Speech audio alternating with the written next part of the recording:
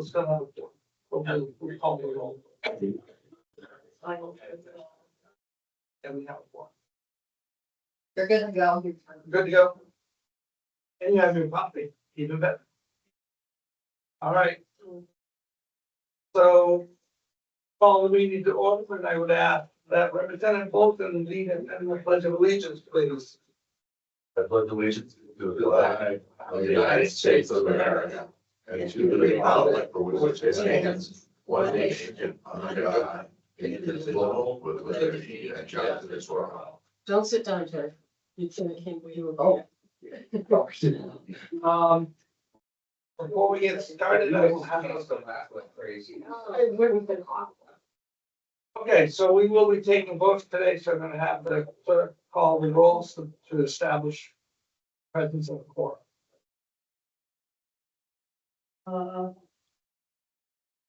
Marie Virgilova. Bill Bolton. Here. Linda Brines here. Thomas Opel, Here. John Sellers. Yeah. Terry Spotter. Jerry Stringham, Here. George Sykes, Here. and the clerk is here.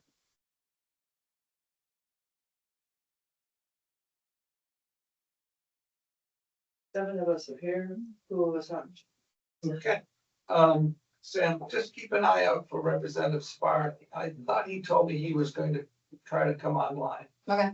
Okay. While he is not, we don't have any other executive committee members online. No. While we don't, how does, yeah, I know we have people online. How do people feel about raised hand votes if you want to get a roll call for our votes today? I don't think it's gonna matter. We only are required to have the roll call if there's someone online. That's why I'm asking. So if Terry shows up. So that's why I need to know if Terry shows up, then we will change going to white balls. If that worked for everybody? Sure. So we just do show of hands. Yeah, yeah, and I will announce the vote so that the people online know what it is, but it won't necessarily require additional paperwork. Okay. Before we start, look, couple of typical practices, and also I want to turn my phone off so that nobody listens to it, right? I will go over page by page. If you do have something you want to make a motion about or discuss, then that would be your opportunity. If you don't, I am gonna move along as quickly as possible. That's the usual practice for this session. Next. No response necessary, but our county administrator sounds like she can't even speak this morning. So what I'm gonna suggest is I will take a first stab at answering questions, and I would ask that Holly fill in as necessary. Let's see if we can try and save the county administrator's voice a little bit. After all these years of service, she deserves at least that. Boy, I've been waiting for this for a while. Ouch. Wow. Okay, anyway, obviously, Julie, if we get something completely wrong, you'll just have to suffer through it, but well, hopefully. Okay, that is the plan moving forward. So, and like I said, I've taken what for me is reasonably extensive notes, and agenda. Something to approve. Yeah. Okay, I don't have a copy of the agenda, sorry. That's right, I saw it when I read it, but I completely forgot. Thank you. So the first order of business to approve minutes of the executive committee meetings for 5/11, 6/1, 6/5, 6/8. If anybody cares to make changes or motion, I would entertain such. Representative String. I would like, with a single motion, to approve all three sets of meeting minutes. There's four Four sets. sets. Any second for that? Me. Second, all right, so the motion to approve all four sets of executive committee meeting minutes is made by Representative Stringham, seconded by Representative Baldwin. Discussion. I Representative. on the first session, so if I vote, thing in the first, but You can make that clear, I think, I'm really. Do you want us to break it apart for you? no, it's not necessary. I'm just, Okay. no. Clarification. Okay. All those in favor of the minutes as, of the motion? With an abstention for the first. And I'm just abstaining from the first. Okay, And even though I wasn't present, I did listen to the one. I Yeah. wasn't here, so I'm gonna vote on that. yeah, no, you are, that's a common mistake. You do not have to be present to vote on minutes, you just have to read them. And then agree that they're an accurate representation of the understanding. Fair enough. All right. Thank you for the agenda. Now we'll try to go where I was trying to go.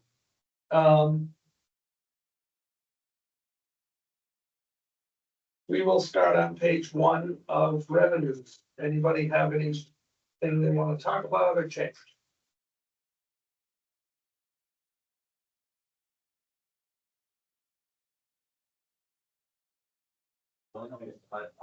If I may, the only thing I want to make sure is the revenues that were projected, appears to be everybody feels solid as far as the administrator and the housing commissioners, they feel solid, they are good revenues that will meet those revenues. So there is one, I think it's in a future page, John, there is one change that's rather significant that will be coming up.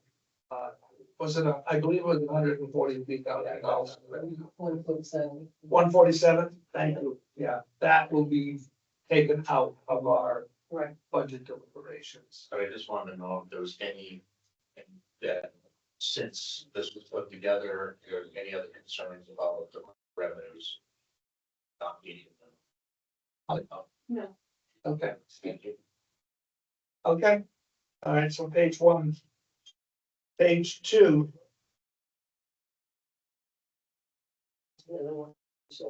yep, is that, where is that? The bottom, yeah, so that is on the line 9081103 healthcare subsidy, rural healthcare subsidy, it's 147,584, and it will be zeroed out. Correct. Okay. Any other comments about page 2? Just a follow-up question on that, because it does sound like that money may come back and what we might see is a double revenue in a future year, perhaps, if that indeed was. But it'll take at least a year to resolve, so there's no way that money would be available in this budget. So, my I understanding, agree with the change, but Yeah. we may get a windfall at some future point. that's, my understanding was that that was for the prior year, which they were appealing. But not necessarily for this year, which is in the budget. Is that correct? Yeah, so yes, we may get some, but it's not this money, these monies, Okay, thank you. okay? All right. Let's move on then, page 3, Mr. Chair. Representative. If you, I have a note here and I didn't sort of connect the dots until just now, but it looks like 0250201008, the Medicaid. We have the revenue budgeted at 1.9, but there was I have a note that said we're expecting 2.1. Yes. So that's a $200,000 increase, which would help whether we get the 147 or not ultimately. Am I, Throughout this year's. Oh, we owe it next year's. payment. Okay. We put the 1.9 in as an estimate. okay. I would feel much more comfortable if you left it. I'm not talking about, I wasn't gonna make a motion to increase it to 2.1. I'm just saying if the expectation is, We have a budget of 2.6 for this year and we're Oh. only getting 2.1. oh, got it, okay, Yeah, so that's, okay, never mind. Yeah, that's why in my notes here, it's just so I have it clear in case that question gets asked again. I do have the 2.1 million under the fiscal year 2026. Okay. All right, And that payment we're expecting sometime next Friday. See that soon. okay. Fair enough. Page 3, we're still on page 3. All right. Let's go into expenses. Page 1, the Commissioner's Office. Does anybody have anything that they want to talk about or change? Representative Stringer. I'm gonna just bring up a general topic, you know, a few of the things kind of salary related. You know, most employees are eligible for COLAs, they're also eligible for step increases. The overwhelming majority of those that are eligible for step increases get them. So you're seeing basically pay increases for the same people that are normally about double the rate of inflation or something like that. In addition, there's a line item on this page, the 050, which covers through most of the budget. That's a longevity bonus.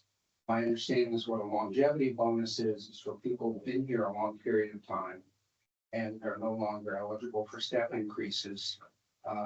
They have this program in order to allow them to get more than just a COLA adjustment in the salary. It's a way to incentivize people who obviously are very valuable with tons of institutional experiences.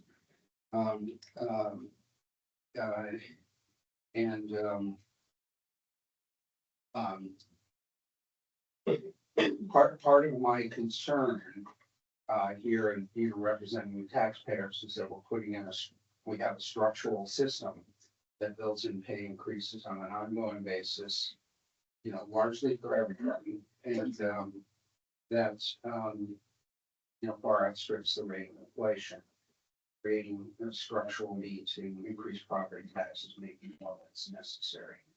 So, and you know, I know the commissioners and the administrator do a lot of work to make sure the pay packages are appropriate and also reward and take care of employees that we count on to do the work. But I continue to see kind of what used to be a system where county employees got great benefits, a very good, you know, maybe not Cadillac, but very strong benefits, but below market pay. I don't think that's where we are now. I suspect that. So, you know, my suggestion to the commissioners is, and maybe the motion is to do a wage study to consider the structure of the step increase program, the longevity bonus, and then kind of one of my little pet peeves is that I don't see anywhere in the industry where I work where people, when they leave employment, they get paid health insurance from between the time they leave in this case, the county, and when they go on Medicaid. And Medicare. Medicare, I'm sorry, thank you. And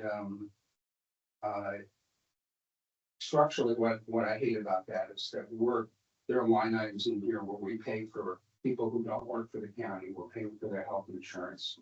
We're not using any money that we set aside for that. We're using current taxpayer money to pay for work that was done 20 and 30 years ago. And I think used to be a lot more common than it is now.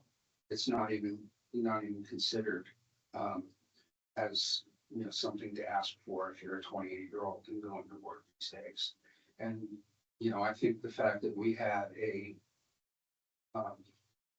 kind of a market-based, you know, real need to raise nursing home rates and the correctional facility rates to attract people to these jobs that we absolutely had to have filled, using a very expensive example, traveling nurses, shows the importance of wage as an incentive for people to work and be part of the county.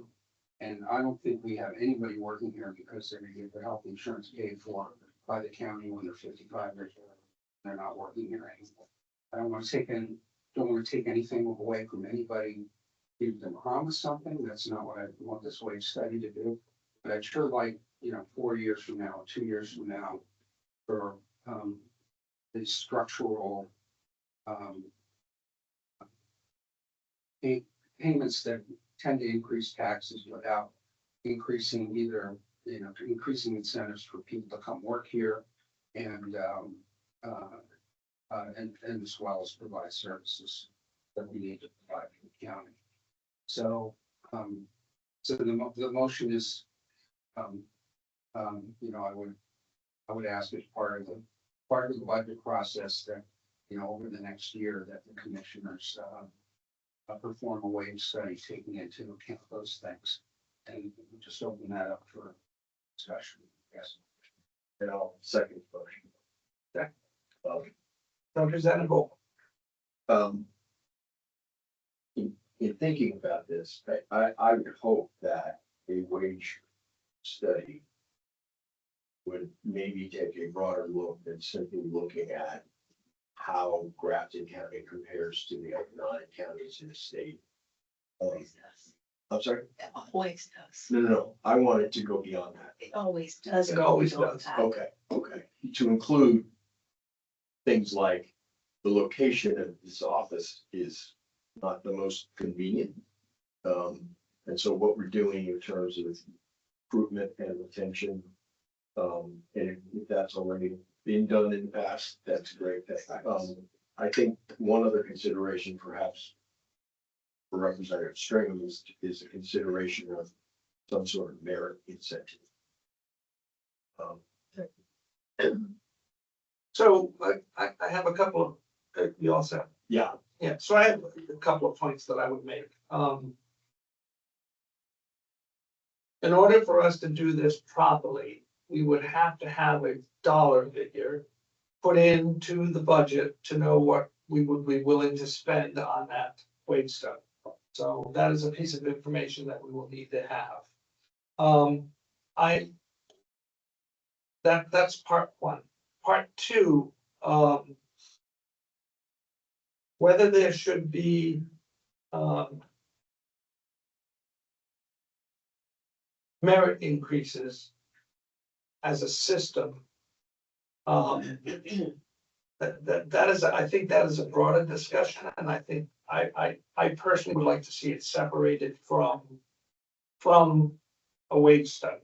And the reason I say that is because admittedly, this is based on my experiences, but my experiences are that merit systems don't work because it's very, very difficult to, somebody gets a merit increase and then the next year they do twice as much because we've incentivized them, and then the word comes back, well, you got one last year, you don't get one this year. So I'm a little anxious about that, but that would be why I would not include it as part this year, but baby steps for sure. Representative Fox. I was under the impression that step increases are like kind of a new merit. Is that correct? So, so you get COLA, step, and longevity, and now considering a merit? So the step increases, what are they? So, Oh, may I? Go ahead. Because of Julie's vocal thing, but okay. longevity is, I believe, entirely limited to people who have no steps left to take. So if you can no longer get a step increase, is that not true? Okay, never mind. So longevity is a set policy based on years of service to the county, and it doesn't matter if you're next out or here. So we have 2 different longevity policies. We have one for employees who were hired prior to 2010, I believe.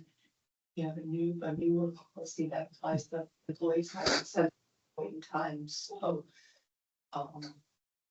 That's what the longevity is. It's not, it's exactly what it's just not only given to people.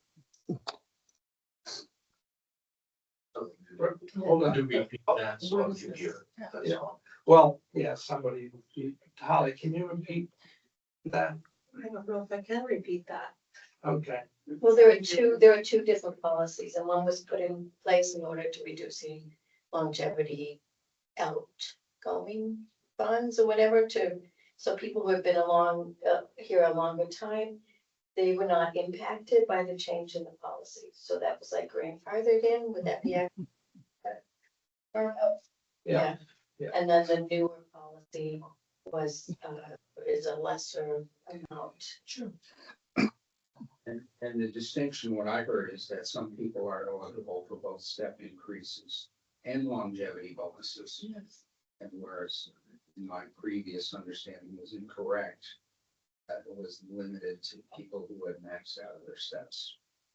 And so the step system is very similar to other governmental entities, such as the state of New Hampshire system is built much like this. A lot of government entities are built into this type of a system where you qualify for step increases if you are successfully evaluated and are moved into that next step. We have Representative Bolton next.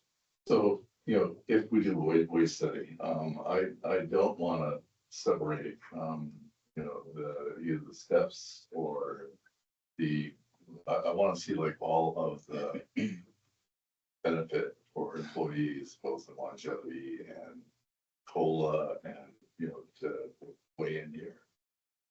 I think to rephrase it would be, if we're gonna compare salaries, we want the entire revenue, revenue picture for that individual, not just the salary. It would be salary, where they might be in the Follow up, but, regarding, like Plymouth, we, did a wage study, we also had the Hells New Hampshire Municipal Association, and also, person that we, hired to build that out. And we did look at everything, and we did, find out where every employee of ours, is on, scales and whether or not that they, have like a merit thing built in, or, so I would like to have like a complete look at this versus just, I think maybe I'm confused because I do feel that everyone's getting a COLA, longevity and maybe a third thing. That's, step like up almost every year. And then if you get max, then It's actually not true that everybody gets a step. that's fine. People who are maxed out don't, people who don't have a good evaluation do not get that. But for the most part, most everybody is getting the increase, the 3.03. Yeah, right, and then the longevity, when is the first time that they might get that? The 5 years? So And then not 5. everybody gets That's- longevity. 5 years, and then with 6 and 7 and 8, or just 5 That's and 10, combined. Yeah, so it's every 5-year increments, and then once you hit, I don't remember that, I have to look at it, but once you hit the higher years, then that's just your max, like. Well, I think this person, if we are to do this, then, let's do the whole thing and, do it right and make sure that we're not short people, Yeah, I'm trying to remember when we last did it, was it 22. in 22? The only problem with what you're suggesting is that we don't do a wage study based on person. Right. We do a wage study based on position. Position. So we're not looking at what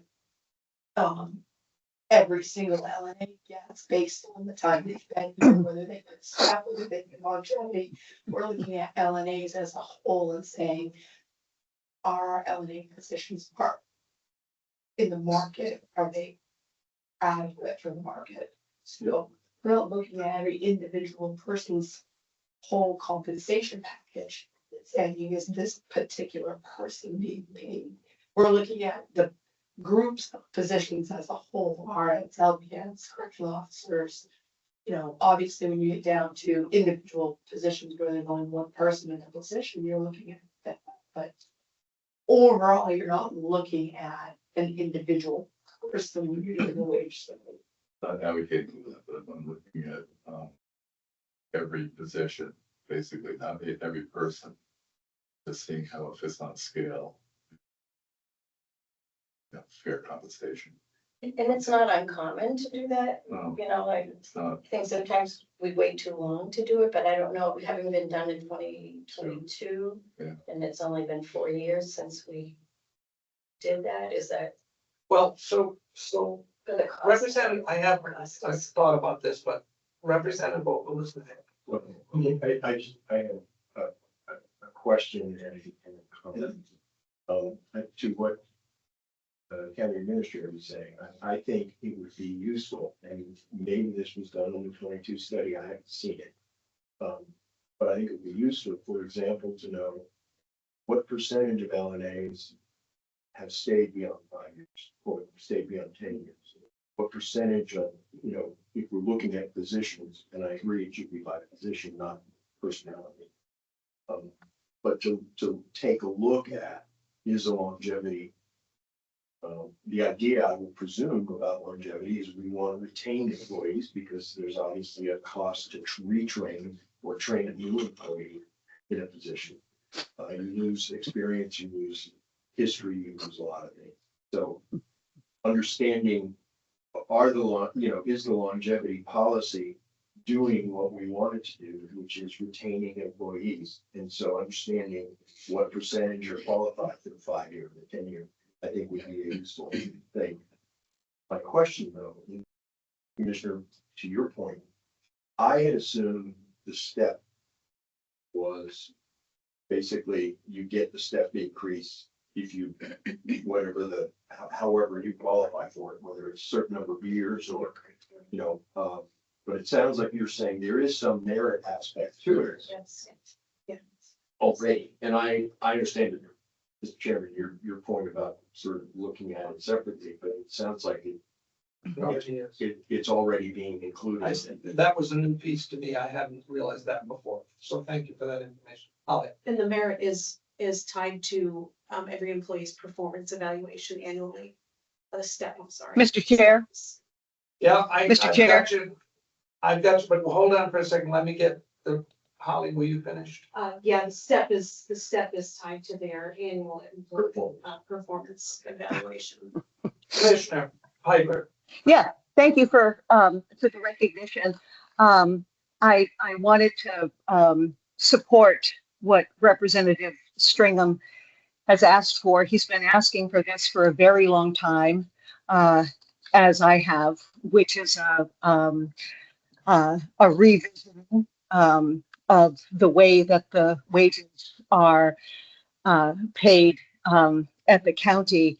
And I think that I'm speaking primarily to my new Republican colleagues who will continue. I think that the delegation and the executive committee, I'm hearing a lot of misinformation. And that's unfortunate because the information is all out there. So as Representative Stringham pointed out, and he's pointed it out probably every year for many years now, about 95% of people get both the step increase and the COLA. And if that's a merit, if there's, as Representative Opal just said, if that's a merit factor, that's an awfully big merit factor. And so right now, what we have and what we have always had is an entrenched system that rewards really good performance as well as mediocre performance. I know that my comments will be controversial. That's okay. I know I've been there for 10 years. I wish it would change. And as Commissioner McLeod stated, this is the way that government works. This is the way that government works. And so if you're happy with that, then that's fine. But if you're not, you really ought to take into consideration Representative Stringham's fiscal conservative viewpoints. And I just had one other comment. Oh, the wage studies. My experience has been every time we've had a wage study at the county, the result has been that wages have been increased. So if we used to offer below market wages, but excellent benefits, now we are doing basically both. We're doing market-based salaries plus excellent benefits, and it's all at taxpayers' expense. So the wage studies are expensive, have always resulted in an increase. Representative Strom knows this. We've worked together for a long time. I asked for a revisioning of this entrenched system. Oh my goodness gracious, maybe 6 years ago. It's always been to no avail, and so I would just urge you to get the information, because there's so much. People need to understand the way this works. Thank you. Thank you. Could I offer a different opinion on that as a commissioner? Because I don't Yes. feel all of that is accurate. Every year, fewer and fewer people qualify for these steps because they reach the maximum. And we have looked at this quite a bit. Every time we do a budget, we look at this information and find that that's the case. In terms of the benefits, every year we reduce the benefits in order to fit into our budget. And so we offer healthcare. Every time we use the healthcare and it costs more to our employees, it's a typical thing. And in terms of being able to be competitive, we find we hear from our maintenance superintendent all the time how difficult it is for him to find the skilled workers that he needs to do the skilled work on the, whether it's HVAC or gas fitting or whatever it is that we used to be able to do here as part of our crew. We have to get outside people to do that work because we can't meet the requirements for the pay, the salaries that the market pays compared to what we pay. Okay. And so I'm just saying that is, and we do this every time. I think in terms of being entrenched, I think that's All right. So great. well, in the interest of moving along, I just, here's what I'm hearing, and I hope people can buy into what I say. There's enough questions that a wage study seems appropriate. And that will help with all of these kinds of questions as well.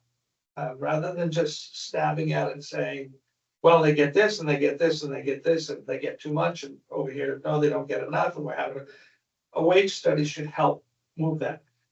Wage studies have to happen more frequently when the rate of inflation is higher. That's a fact. And quite frankly, the rate of inflation in the last few years has been quite high compared to the previous years. All right. In order to have a wage study, which I think is appropriate, we need to have a number in order to plug it into the budget, which is where I think we should go. Now, the question I would have for staff is, can we get a budget number that's reasonable now so we can act on it now, or do we have to wait and add it as an amendment to the full budget on the full delegation day, which I would prefer not to do, but if we can do it today, I'd be willing to have the vote on a wage studies adding it to the budget now, if you can give me a reasonable number.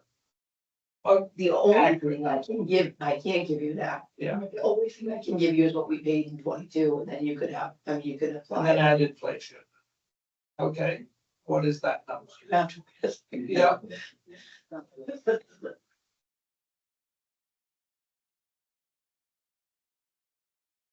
the question. Yes.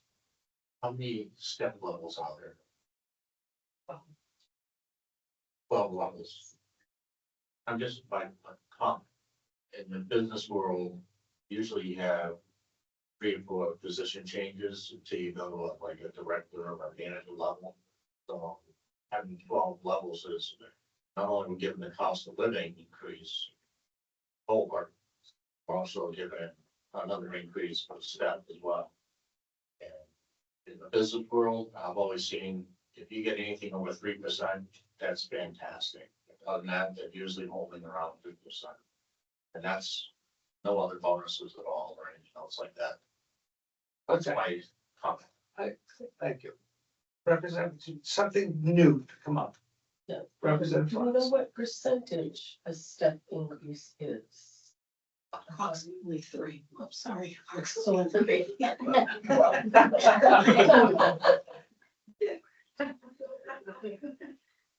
So we're talking 6% right there, and then your longevity, oh, I'm sorry. That's all right, go ahead. Then the longevity, that starts after 5 years, is that what you're saying? Correct. And it's $100 for every year of service? Oh, Not that program. I can give you the breakdown, 5 to 9 years of service is $300. 10 to 14 is $400. 15 to 19 is $500. 20 to 24 is $750, and then 25 is $1,000, and that's each year. Is that correct, Julie? Each year you get, Get the longevity every year. So, okay, So that's an annual. It's 300, 5 to 9 years, you get a check each for year $300. within that, yeah, That's it. It's not $300 per month or. No. that year, yeah. 801. Julie, 50,000 is what it cost us last. in 2022.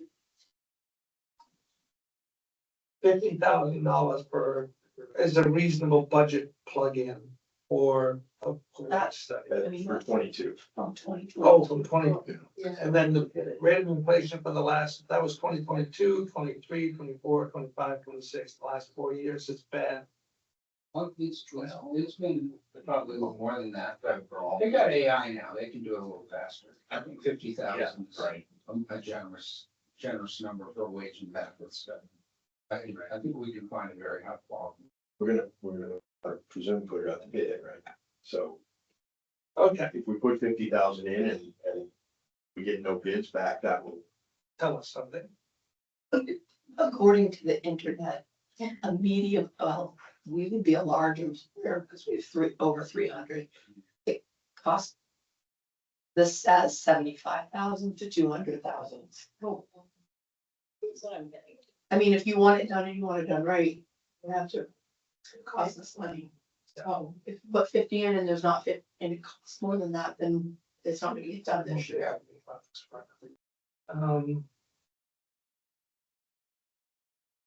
So Jerry, I think,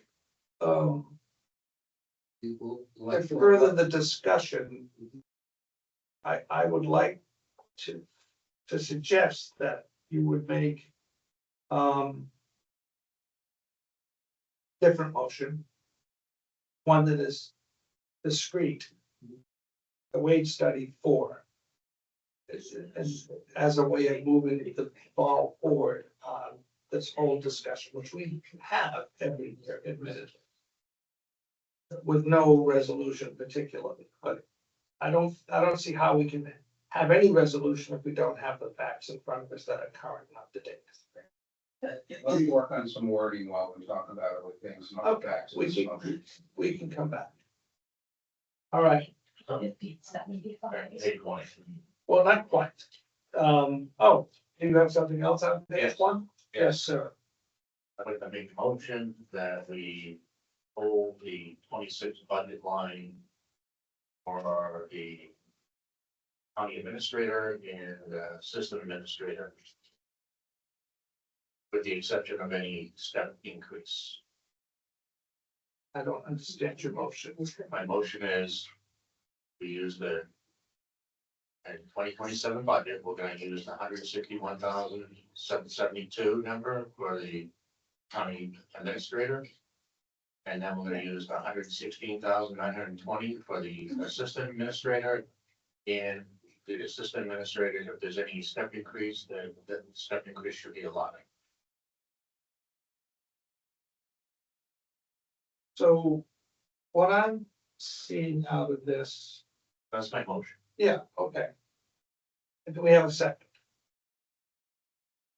Representative Fran seconds the motion. Discussion. Representative Opal, I saw you first. just if I might ask Representative Sellers, what you're essentially eliminating is the COLA. So we're eliminating the COLA, exactly, and we're also eliminating the 3-month overlap, The entire amount. the entire amount. Yeah. So that's what I was trying to get to. Okay. Representative Stringer. So that's what I saw as the main point is we have about $30,000 in period of time when we have essentially 2 county administrators. As the county administrator illustrated in our memo last week. So I think it's reasonable to discuss narrowing that. I think the institutional knowledge of the administrator is pretty extensive. And I think getting rid of the entire 3 months is probably gonna cost us more than we'll save. So I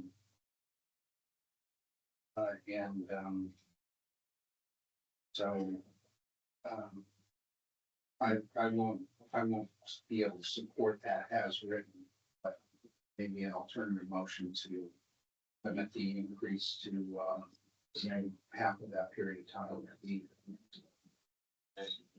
So let me speak to the motion here. So we saw recently that 2 counties don't have any administrators. That means the commissioners must be doing all the work, or they might have an assistant to help them out.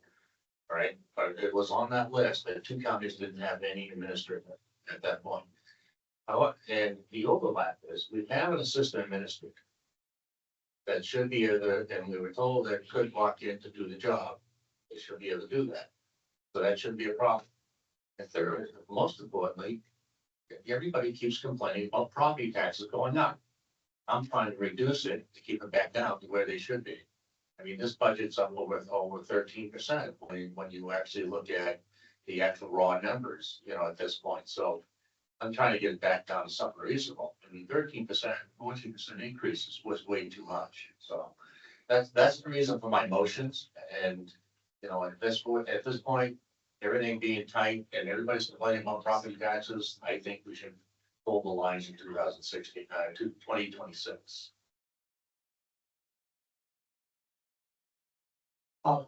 If I may, just to share the 3-month overlap cost is $45,847.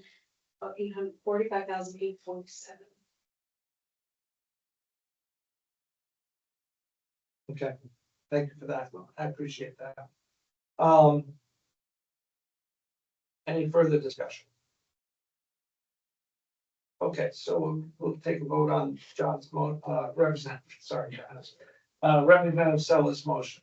All those in favor of the motion, raise your hand, please, so I can count. Yes, 2. All those opposed? 2, 3, 4, 5. Motion fails. Do we have an alternative motion? Representative Stringer. I would move that we bring down the combined amount by $30,000. Based on a shortened overlap period of county administrators to be determined by the commissioners and should save the taxpayers that money. Not harming long-term operations of the county. Is there a second for the motion? Representative Vogel seconds the motion. Further discussion. Representative Sellers. Thank you. So I appreciate what you're doing, and I don't disagree. But we already have an assistant administrator here. I mean, she's the overlap.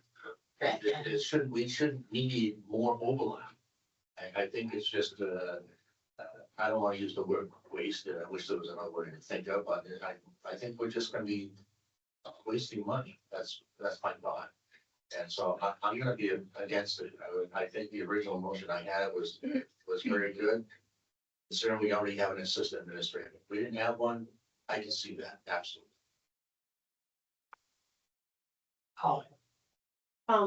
If I were to step into that position, That makes my position vacant, so that's a finance job that needs to also be trained up to take over that, so that's where that 3-month lapse would come in.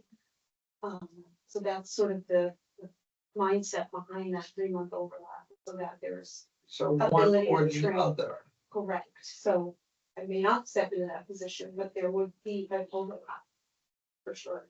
Either Where way, there's either way, training we, needs to happen. so, A so we would vacancy, yeah, have be a either an vacancy. overlap for That's right. county administrator, or we would have an overlap for the That's right, assistant county yeah, administrator, either finance spot would person. have a base, would have a vacancy. Okay. So it depends. Further discussion.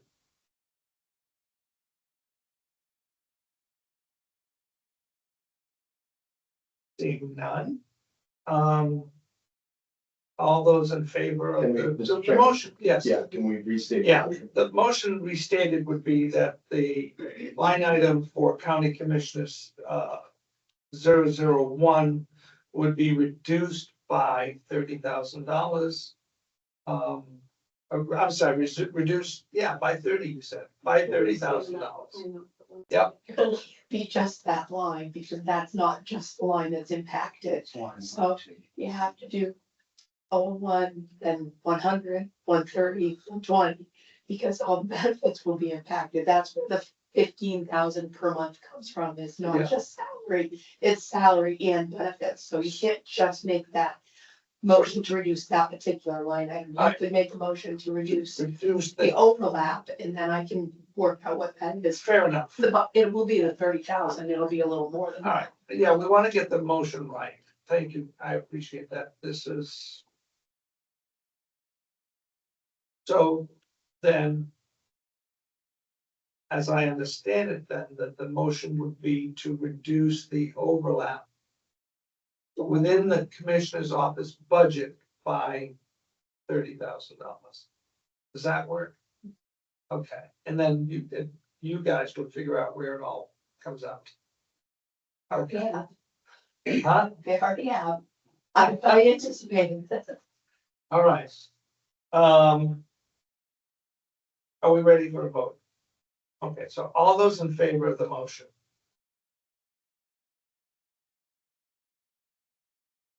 John? Okay, I have 4. All those opposed? I think Linda's hand was up. I did count yours. Was yours? I was in No, favor. No, it's 4-3. The vote is 4-3, the motion passes. Thank you. Representative Sells. Thank you. Next item, I'm correct my memory on 4100 271 and home. What is that about? Allocation, nursing home allocation. That's the nursing home, that's their, So those costs, those costs get costs are transferred moved, to yeah. the nursing home, which can be reimbursed by Medicare, Medicaid, et cetera. Yeah, Okay? All right. Are we ready? That was fun.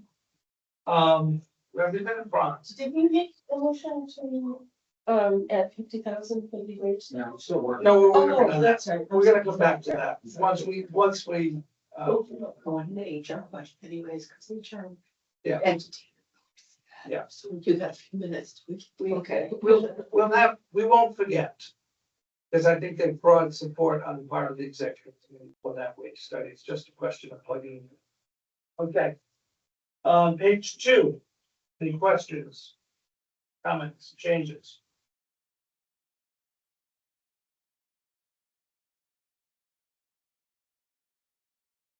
Page 3.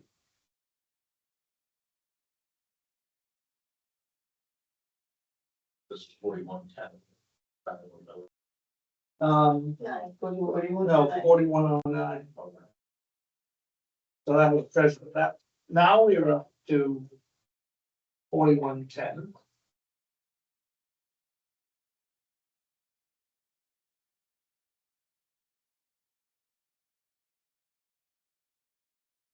I know we're going through this. Yeah. We're going through this paper, okay, this is good. But I would like to also just make one other motion to any employees that are making over $100,000. They're. They did not receive any increase for COLA this year. So the problem with, you can make the motion and we can discuss it if that's what you wish, but I will point out some very difficult structural problems. I just want to make sure if I don't pass, simply because some of these are grouped together. I hear what you're asking. You can make the motion, I guess it can come into discussion. So is that your motion? That is my motion. To any employee that makes over $100,000 in the county would not receive a COLA. Is that what I heard? Okay, is there a second for that? Representative Franz seconds your motion. Discussion. So if I may, the discussion part of that is, again, I'm looking at taxpayers and property taxes, and I just want to see us hold the letter line here.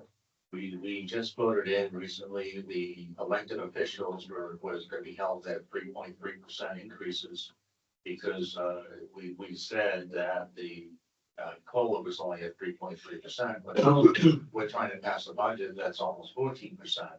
And I'm trying to reduce that sum to save the taxpayers that they don't have to be technically removed from their home that they lived in for maybe 30, 40 years because they can't afford the extra money to pay their taxes.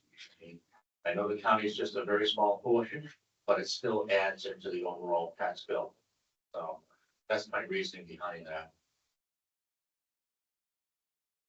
Representative Strait. I have a few questions. How many employees would be impacted? How many of them are inside of union contracts, like in the sheriff's department, versus how many are outside of that? And are there any employees in that group that are that would be their only pay increase? Those are the kind of three questions I have. So, and I don't know if get an answer to that right now or not, but Not immediately, I don't know, I'll have to go through, and I would also have to ask, is that in salary or does that, I mean, we have many hourly employees who make over 100,000 with their own stuff. Nurses, correctional officers, They, Your intent was it to be based. yes. That answers one question at least. okay. Representative Franz. I just have a comment. Is it that terrible not to get an increase in your wages? I mean, the state. I know people that work at the Glencliff home. I'll speak personally, because I'm one of these people you're talking about. When I go to the gas pumps, it doesn't cost me any less than it costs somebody who makes less than 100,000. It doesn't cost me any less to go to the grocery store, groceries for my family. So it does have an impact, yes. I mean, I'm assuming you think because I make over $100,000, I'm some wealthy person that, you know, it's just not true. So, you know, my inflationary rates have increased just as much as every other person in the world has. And I still have to pay for my bills. So, yes, it does matter if I don't get an increase.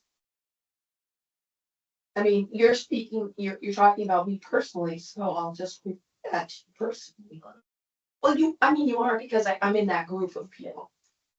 Okay, so you have no information to add to the discussion. This is not personal. This is positions and anybody making over 100,000 and we're back to property taxes. And when you look at, if you were to look at the entire package, employees are still getting a very, very good package. So I'm not trying to penalize anybody. I'm just trying to say, we gotta also start thinking of the taxpayer a little bit more. Those people that have to pay their property taxes. This is not one single or 2, 3, 5 people. So while that's true, the complete flip argument was made for elected officials. I'm not getting a step increase. Cost of living is my only increase. And I sat right here and listened to you, Representative Sills, advocate that the elected officials get more of an increase than 3%. But I'm gonna get nothing. And the argument has to go both ways.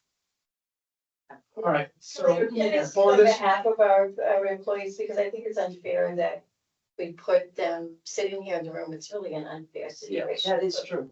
that is true. Also, I'm feeling thing for the taxpayer too. Oh, of course, it's- I'm a taxpayer. We're all taxpayers in this room. Yeah, all well, like, taxpayers. this is hard stuff to hear, but it has to be But heard. it is an incredibly small amount of money on the overall $60 million budget that we're talking here. So it does seem to be targeted towards people, and I have heard that this target is to our most skillful, most important employees are those that we're targeting right now for this very important positions that we have here. It will make it very difficult for us to hire people and bring people into those positions. And we have this, we have our superintendent that takes care of all of this coming up. I mean, it's for the amount of money that it takes out of a $60 million plus budget. Not sure it's worth alienating or making it hard to fill those positions. So I just encourage you to be careful about that. For the small amount, it is not a meaningful amount of money in the budget. So, yeah, so I'm gonna chime in on this as well. It's one of the, look. You all may not know this, but I have been an organized labor person for most of my working life. And one of the fundamental tenets of that is that everybody gets treated fairly and equally. And this flies in the face of fairness and equal treatment of people. It is targeting very specific individuals. Part of the reason why we did the vote for the elected officials was we were trying to be fair and equitable for all positions, not just some. And I can't support this motion. I will love to hear about other ways that we can cut the budget, but this is not the way to do it, in my opinion. It is my understanding that we can't go and usurp the contracts. Correct. That the employees have, so they can't, people feel like they're targeted, and that's not true. I mean, so again, I'm going back to, and I agree, I did make that motion to actually increase the other salaries to 5%. But as everybody feels, everybody believes that the inflation's not that much, so, therefore, let's hold the entire budget to 3.3%. Okay, Be so Representative, one other point. When you do things like this, the end result of it is that you end up with a management. That's what you end up with. That's what's happened across the state. Do you repeat that, George? Yes, management employees who are being, because they make more money and whose cost of living adjustments and their other salary increases are being restricted, targetedly restricted, you end up with a management union. The only non-unionized person left in the city of Lebanon is the city manager. I think. All the department heads have a union now. We will have the same thing happen here. And you think it costs us now? I mean, I think it's great. Let's do it, right? As an individual, as a union person, as a executive, as a member of the executive committee, I don't think this is wise because I don't want to see that union development. I would urge my colleagues to vote against the motion. Representative Frost. I just have a comment. First of all, I didn't mean to offend anybody. Wasn't picking on anybody in particular. But a lot of our residents and, taxpayers out there don't get any increases at all. I mean, and look at, well, I just know in my towns, for instance, most of the people are social security. We have a very aging population. And by the time, I forget what the increase was this year, but there's also an increase to the Medicare cost. Flat, nothing to compensate people for inflation or anything. So I just think that, I mean, this obviously is a very nice place to work. Get great benefits, great salaries, very, dollars, and that's just my comment. Okay. Representative Wolf. Just a quick comment. And there's nothing we can do about it at this table or even in the full foundation. But I share the concerns about our property taxpayers. And all this demonstrates is the basic unfairness of a property tax system where we rely way more than any other state in the country. There are other solutions. But we apparently refuse to consider those. Okay. I think we're ready for a vote on the motion. Help me out here. This was no cost of living adjustment for employees who make over $100,000 a year. Base. Base salary. Is that the motion? And you had a second. All right. I have one more comment. Yes. I do think there's a difference in scenario when somebody is getting other pay increases, maybe due to step or longevity. And what versus not getting anything else. So consider amending it to limiting the overall increase to 1.5%. So, but they, it's still a COLA. They're otherwise not getting a gratification. But, so, you know, that scenario, and I think you're also gonna find a very small number of people. So as is, I'm going to vote against it. But really appreciate you bringing it forward. There's going to be affected by this motion. Is that right? Yes. That some inside of unions or not? Because I assume it wouldn't apply to union. Shares. Yeah, that's the problem. Doesn't, that just gives more ammunition for people to get a union. That's what happens. That's what happens.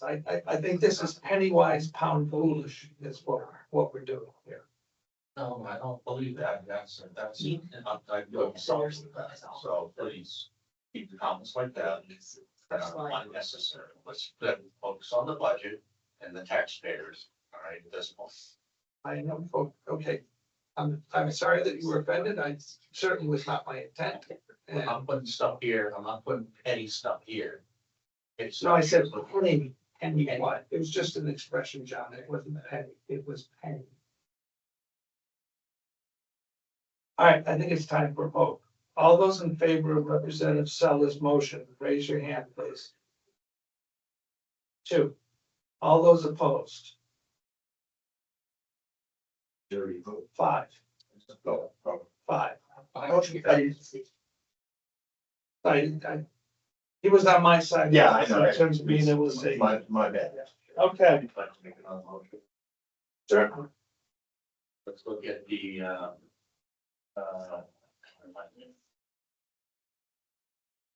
office supplies. Like in motion to make that. Commissioners have it and Michael have it at $3,750. This is 11360. I'd like to make that $3,000. Sure, you can make that motion. Is there a second?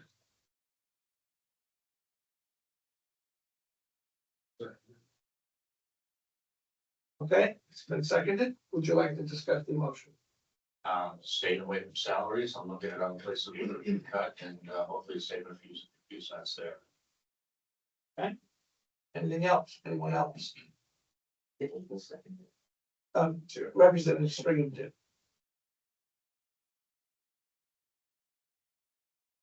This is perfect. Okay, any further discussion? All those in favor of the motion, raise their hand. 1, 2, 3. Those opposed? 4. Motion of 4-3 fails. Certainly. 4110370 dues and licensing. I have to agree to decrease that to $13,000 even. Is there a second?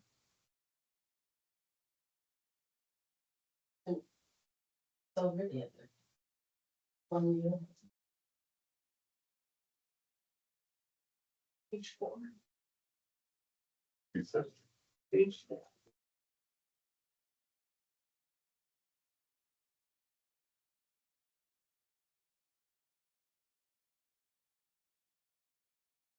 Oh, we in the county attorney's Yeah. office budget? I'm sorry, Are we in the county attorney's budget? yes, that's the paper. Okay.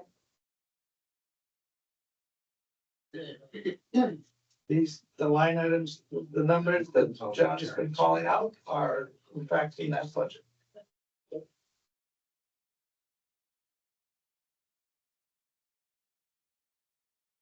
Okay.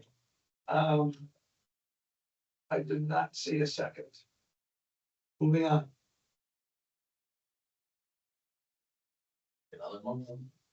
Sir, Back up a little bit here, please, to, expert cost, Okay, 4110,270. Currently at 5,000. This point, we can see that we are encumbered funds, so I'd like to see this reduced to $2,500.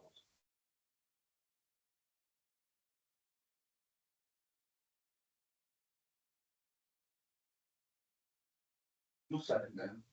all right, seconded. Would you like to discuss exactly? But I should see that, 9 months we haven't used anything, and it seems like we've been coming from this from the previous year, so. Just, reduce the cost there and, go from that point forward. So there, this, I may be corrected. This item, folks, is about the county attorney hiring persons to give expert testimony that is not within the purview of her staff, which is a very typical and required thing. The reason is because you can almost be guaranteed that the defense will hire an expert witness to refute on the attorney's testimony. I think, I've never known the county attorney budget to be inflated. And, I worry if we cut it in this particular instance, this will result in, court cases, results that we would be unhappy with. May we get a second, and then we'll discuss it. Well, I am discussing it. Should we have a second first? I thought Jared- You had Representative a Stringer. Representative Stringer. Okay.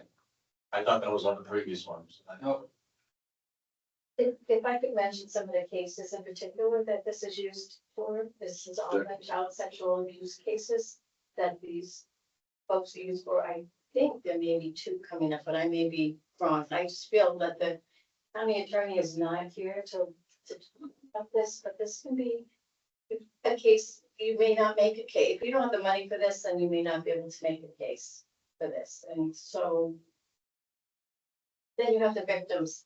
We asked the departments to come back to us, and they cut out $3 million from the original budget. $3 million that was taken out, and those were not budgets that were overfunded, frankly. And so it's very concerning to me as a commissioner that we are getting to the point where we talked about reserves. We're getting to the point where we're gonna be so close on our budget that we will not have reserves that are needed for contingencies. And our reserve account is down to, I'm sorry, Julie, what the number is at 3% or something? It's around 3%. So we are talking about getting really close to where there could be issues, and we would not have, all of us, responsibility for that, not having that in the budget. So I'm just, overall, I understand but the penny, whatever your term was for this, but I think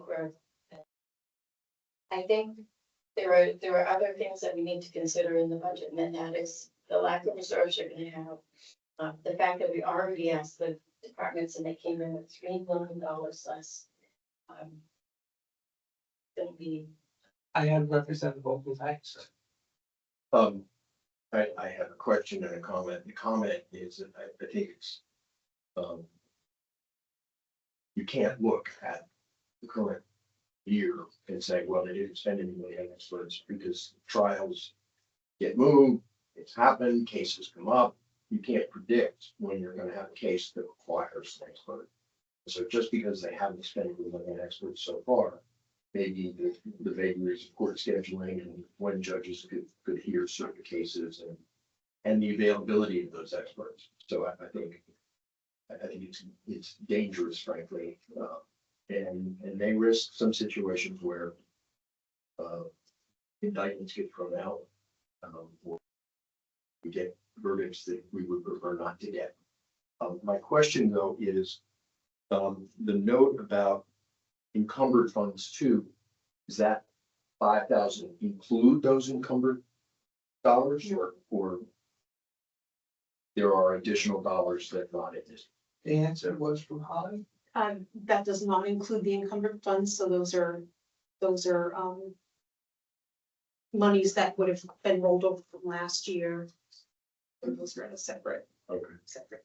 I guess I would make one other final point about this line item.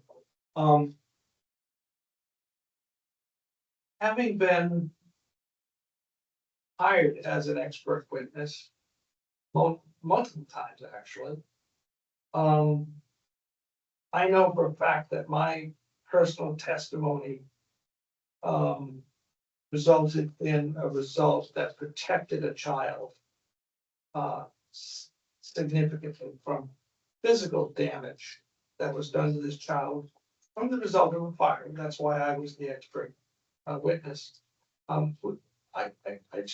It's heartbreaking to even, from my point of view, to even consider this. I understand the need to look at every penny we spend, because that is a legitimate function of what we're doing here. But sometimes, it's hard. And I just think this is an example where it's exceptionally hard to do so. Representative Sellers. So two things, for it actually, Representative Bull, looking at the numbers I have in front of me, all right? For 9 months, we spent nothing. We encumbered money from the previous year. I didn't hear what that value was. It was stated. And on top of that, I'm not reducing it to zero. I'm still leaving money in there in case the expert is needed. Second part of my concern and question here is with the commissioner. I don't see the $3 million. The Congress asked for $2,222,780, and the commissioners asked for $2,170,963. So I'm not sure where you get the $3 million from, but I'm looking at the numbers on the sheet. This is all I have to go by. So I don't know where you get that, but okay, we'll leave it at that. In any case, I think this is all reasonable. And I'm not here to rubber stamp anything. If we think the commissioner's budget is good, let's just take a vote and call it a day. Because if you're not gonna look at line items and say, wait, yeah, we can trim here and there, or it's only a few cents here and there, then why are we doing here? What are we doing?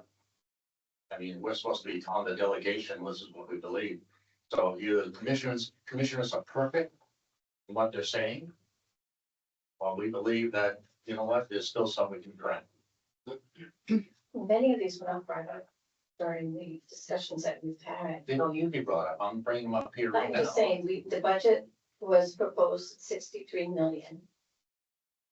I'm gonna, Brought it down to 60 million. Those are the overall numbers. that's the whole budget, John, not just this page. The 3 million was across the whole budget. I would just, as a philosophical point, I absolutely agree with you, Representative Sellers, which is why it's always been my practice for the 12 years that I've been sitting in this chair, to take up each and every page, because I think it's important that we have these discussions. That doesn't mean I have to agree with all of them, but they should be brought up. So nobody is telling you not to do that. And that's why when you ask to make a motion, you never hear any hesitation on my part. I always say, go ahead. All right. Representative Sellers. String, I'm sorry. I'm getting tired. Yes. So, I mean, obviously I second the approval. I appreciated your line item review, which, last budget, even had to participate remotely, so it was a lot harder to do it, so I'm glad we're doing it in person this time. I think even if we reduce this line item, and then something happened and we had two cases involving, needing special experts due to child circumstances, I would expect, the commissioners to figure out where they could move money along with it from one bucket to another if they had to. And I think it's a reasonable issue to consider how much of the taxpayers' money should we encumber for this purpose through this process. So for those reasons, I'm gonna go ahead and support your motion. Just for information, through April of this year, the attorney's office has spent $9,885 on expert costs. And that is through, they use that through their encumbered funds. So of course, you want to use those first before you move to your budget. So there's a significant amount they've spent on expert costs already this year. Follow up.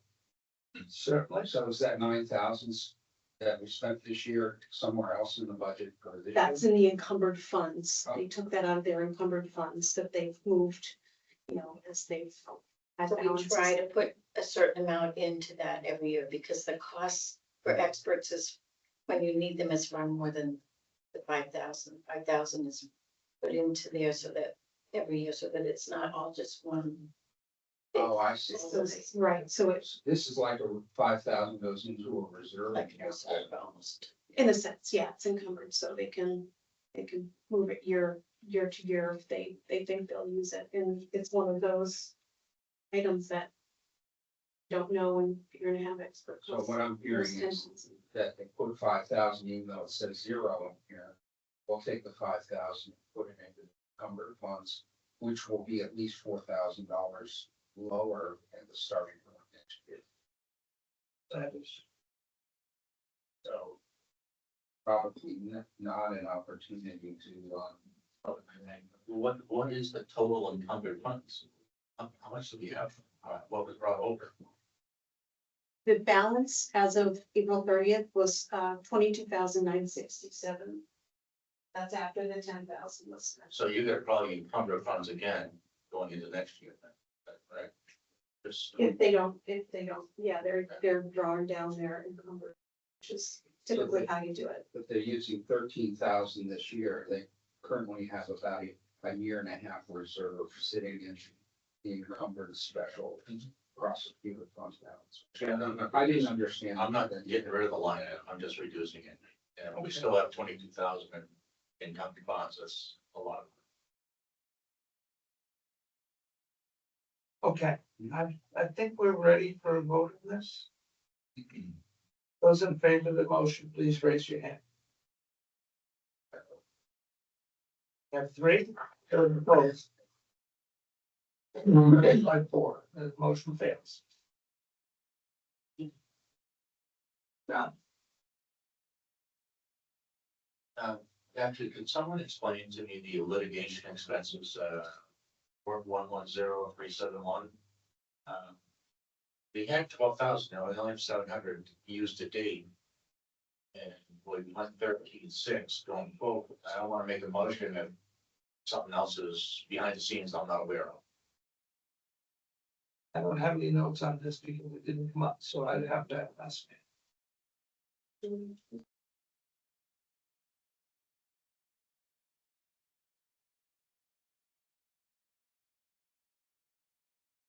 So they've spent about, at this point, they've spent about 13. Other than that, I don't know.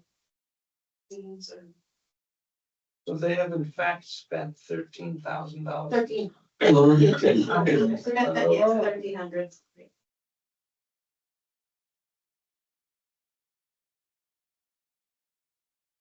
Representative, I will just say this line item, like the last line item, is case specific, so you could have a case,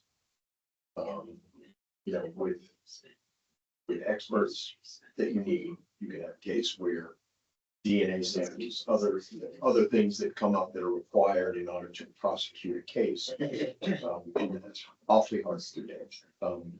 But if I may, Mr. Chair, I would just say, Representative Sellers, I want to second what the chairman said. I think this is a great procedure, and if I don't vote for many or all of the your motions, it doesn't mean I think the process is wrong. I'm ready to just vote out the total budget. I think this is a good process and we should go through it. And there may be a motion you make a cut and I can support it. I can't support this. I didn't make a motion. You didn't make a motion. Oh, that, okay. Should you choose to make a motion, I would not support it. Yeah, Certainly. I'd like to make a motion to set the value for 2027 at the 2026 line, which is 12,500. Is there a second for the motion? Representative Stringer seconds the motion. Any further discussion? My thought is as far as this goes, that they were able to do it on 12,500 last year. Let's hold the line. Let's see if that's enough for next year. And again, what we have through 9 months have only shown us that they've spent only 700. If I can, last year they did encumber just under $1,700 from that line, so they spent most of that line last year. And they've spent that line this year, so it's about a total of 3,000 they've spent this year using those encumbered funds first. And there's no encumbered left in that particular line, so use that up first and then the balance funds this year. And what your motion is to go to 12.5, correct? Can I ask a question? At the end? Yes. If, for example, the previous 5,000, if the encumbered funds are not fully utilized, does that 5,000 then go into the encumbered amount for the next year, or does it go to lapse expenditures that depends? And The department has to request that the money be encumbered, or the funds that are left that are encumbered have to be requested to be re-encumbered. And they make requests for the current fiscal year for new encumbrances, and those go before the commissioners to be approved or denied. so to summarize what I'm hearing, make sure I heard it right, is that it's a decision of the commissioners and at the request of the department heads if the budgeted money is not used, whether at the end of the year it either goes to lapsed funds, which would essentially be available for future for the next year's budget, or whether it goes into the encumbered budget and is available for that specific purpose for future budgets. Further discussion. Representative Bolton. Just a statement for the fact that, when we review this, we have the county attorney, and see basically defending any questions that we might have. And she's not there, and we'll rely on, our leaders in the county to argue for her. But there may be a specific reason that we're missing because she's not here. It's nothing to do with anybody being here or not here, I'm just seeing things I'm bringing up. That's all. I think we are ready for a vote. Okay. All those in favor of the motion? Two. Those opposed? 5. Motion fails. Okay, are we ready to move on to another page? All right, so page 5, which is insurance fund. Oh, wait, no, I'm sorry, that's the rest of the county attorney project. So page 6, the assistant county attorneys. For the grant, the VAWA grant.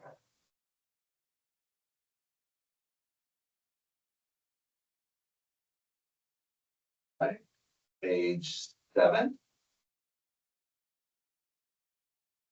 which is the Victims Witness Program non-grant funded.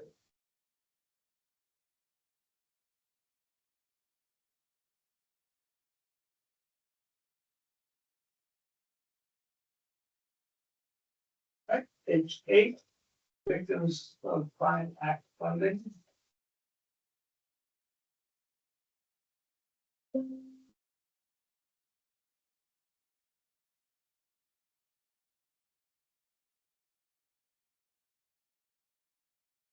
Page 9.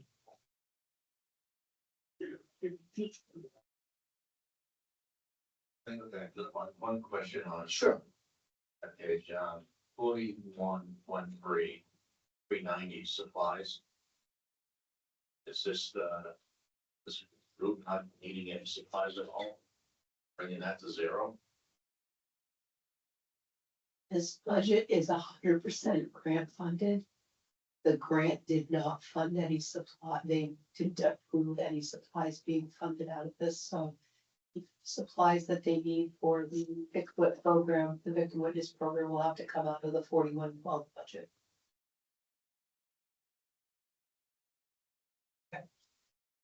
Thanks for the question. We are at page 9, alternative sentencing.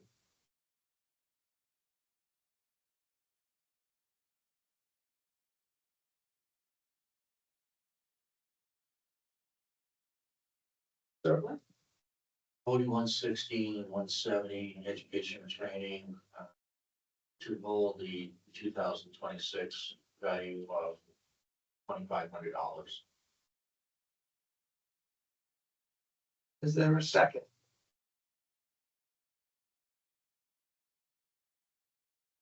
I've seen a second. All right. Anything else?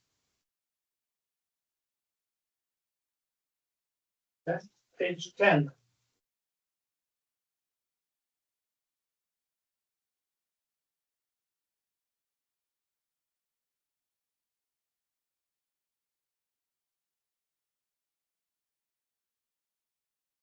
Right. Page 11.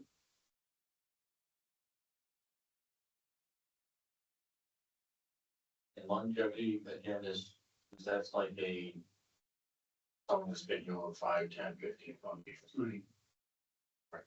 Yes.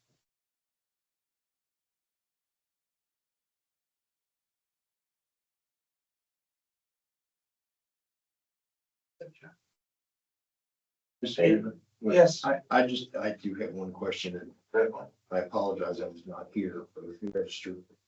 412690, the internet expense, there's none, is that being funded elsewhere? Obviously not to shut down the internet, the registry.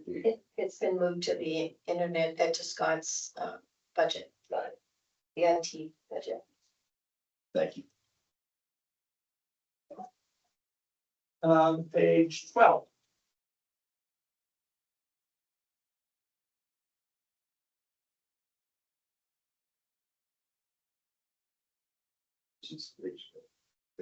Right. Are we, I'm trying. sure, Make a motion, authorize a wage and benefits study not to exceed $55,000 to review pay and benefits for county employees. That includes wages, health insurance, COLA policy, step policy, retirement, post-retirement with 365 medical insurance premium support, and longevity payments for the purposes of considering comprehensive compensation programs for these in future years. hope you wrote that down. Say that again. So I can read it one more time. Make a motion to authorize a wage and benefits study at a cost to the county not to exceed $55,000 to review pay and benefits for county employees. That includes wages, health insurance, COLA policy, step policy, retirement programs, post-retirement, pre-65 medical insurance premiums, and longevity payments for the purpose of considering compensation programs for future years. Well, let's see if we get a second. Representative, Bolton seconds your motion. Representative Bolton. I have a question, Representative Stringham, if we could consider, or he would consider adding very specifically that the study include looking at factors of recruitment and retention. Is that? That the study, in addition to the specific areas that it would include very specifically, that the study should consider the issues of recruitment and retention of employees. Are you all right with that, Representative Stringham? You better add it right to the end. And yeah, I think your purposes, that last sentence about for purposes of, if you could add that. Second, okay with that change? All right. Discussion. Representative Sells. Will that study include counties throughout the United States, counties only within New Hampshire? We're talking about looking at the private sector and county employees. At this point, I'm just trying to see the scope of this. I personally, I'm not gonna be the one, this is gonna be in the human resources budget and overseen by the commissioners, but I would hope they would consider public and private sources of similar types of programs. In the age of information, there should be a lot of. Typically, that's what we do.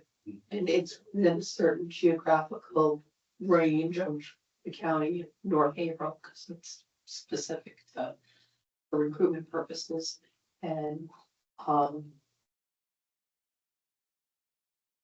also based on demographic information and population information to communities that are comparable. And the last one that we did had comparators from New Hampshire, Vermont, and Maine. That's the range that I think we went with 125 miles of.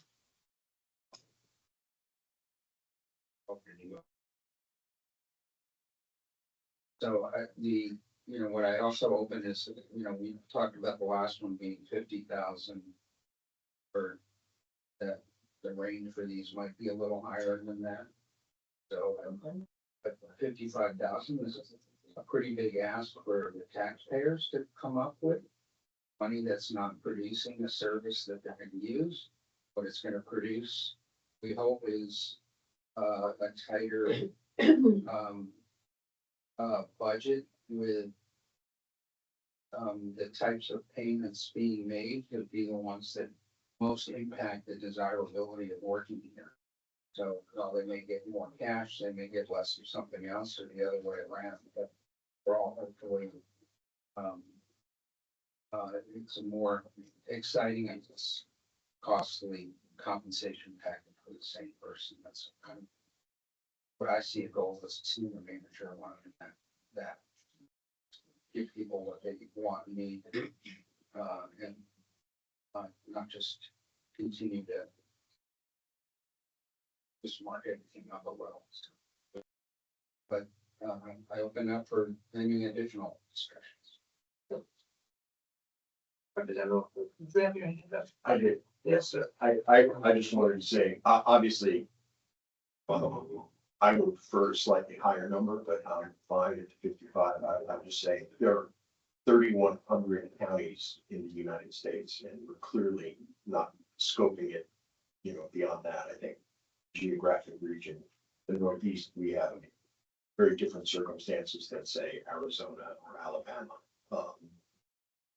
So I think keeping it, geographically what we've done in the past makes a great deal of sense. And the only other thing is, I'll just say philosophically, and I hear this a lot. Public service government is not business. Can't run it like business. purpose of business is to make profit. It's not what the purpose of government is.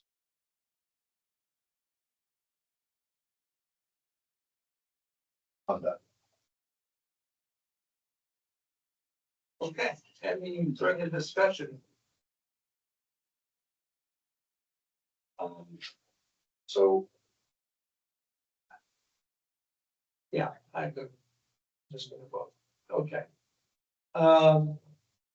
So. Looks like we're ready. All those in favor of the motion, raise their hand, please.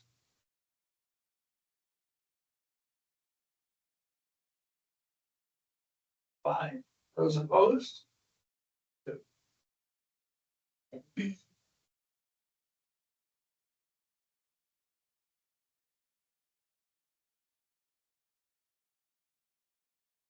Jim, Yes, might I ask for a final break? of course, sir.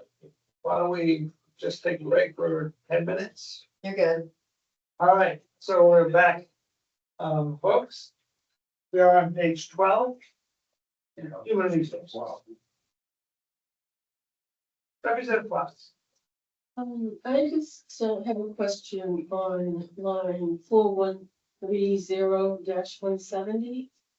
I know that, it was explained to us that it was for the $9,000 increase was for 20 supervisors training. I don't think we've asked this or discussed it, but do we know what that training is and what supervisors? It's for new supervisors.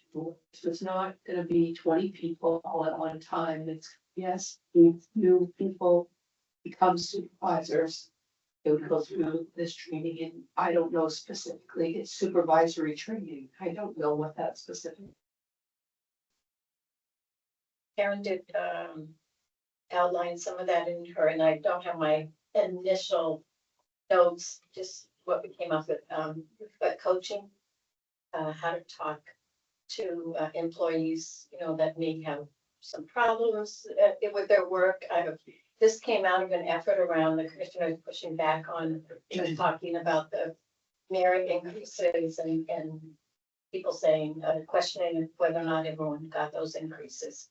And so often it is in supervisors are challenged by doing really good evaluations and provide feedback to folks. And we asked if there was any training for supervisors and how it's done. And this was part of Karen's response was to put that together so that we are sure that both our employees as supervisors are able to do that job well as to prevent any kind of litigation by supervisors making errors in how they treat people.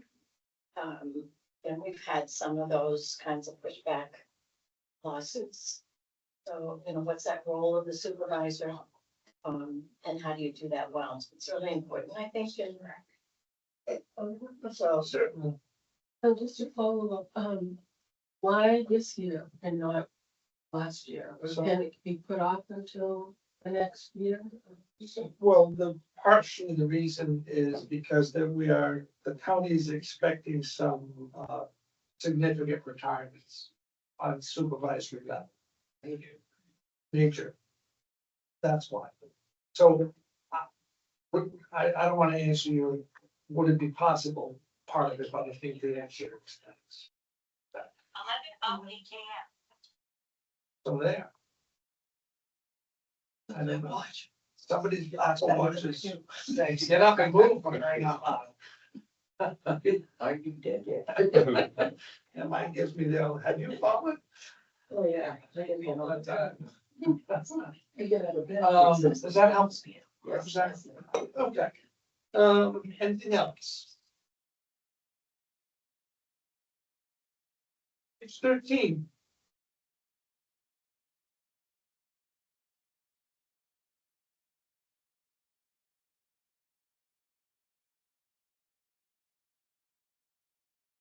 Which is information technology. All right, page 14.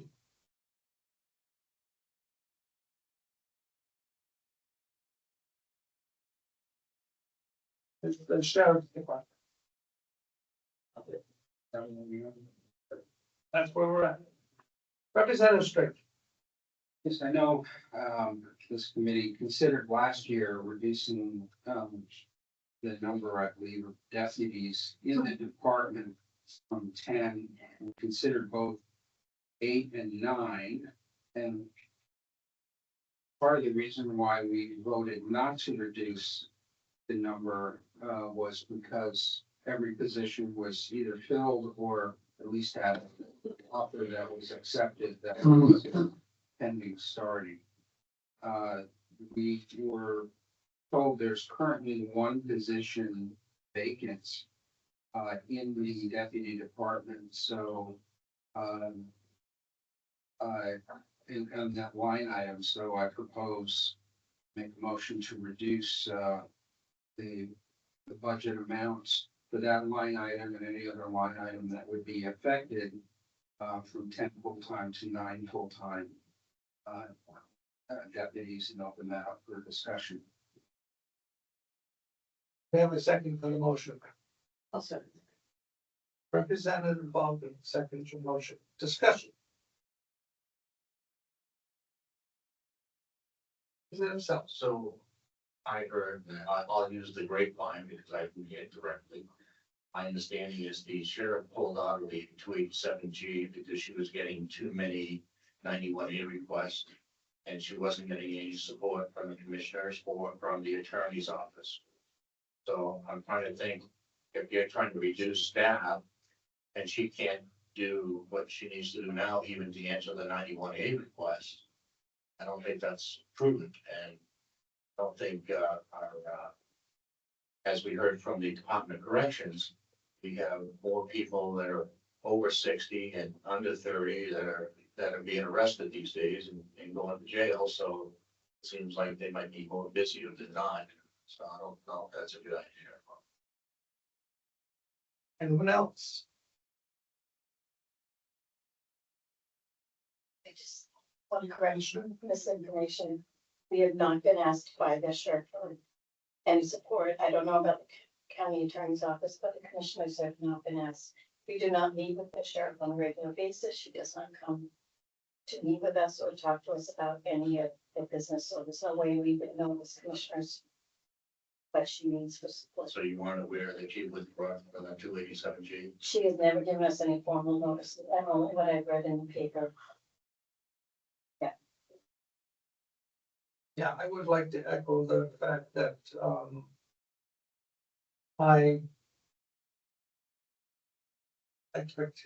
my belief is that, the sheriff's department's workload has actually been increasing because of bail reform in terms of requiring additional summonses and picking up people to bring them to corrections when they fail to appear, et cetera. So I think the workload is higher. I'd probably, I would not support the motion. I think that we should keep this staffing for the sheriff's department. Representative Straight. I would just like to ask either the commissioners present here or online whether they think there would be any untoward effect of public safety, which is very important, by reducing the numbers from 10 to 9 full-time deputies. I have no information from the sheriff. She does not do a monthly report to us on a regular basis anymore, and does not meet with us. Despite being asked, there were no reductions to this budget. But when we went out and asked the department to make departments to do that, this was one budget that there were no reductions offered. I don't know if they, I don't know if Julie has any knowledge of what those needs are. I have a different question then. If we were to eliminate one position, do we have a number that's associated with that? No, of course not. And I didn't expect that you would. That's.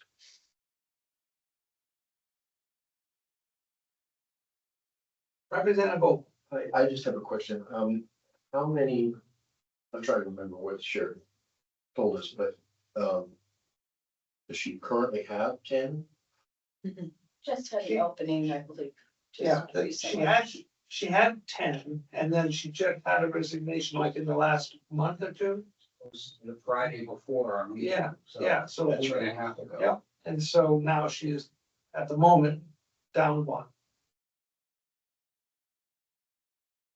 And if I remember correctly, Mr. Chairman, it seemed like it was taking her some significant amount of time to fill any vacancies.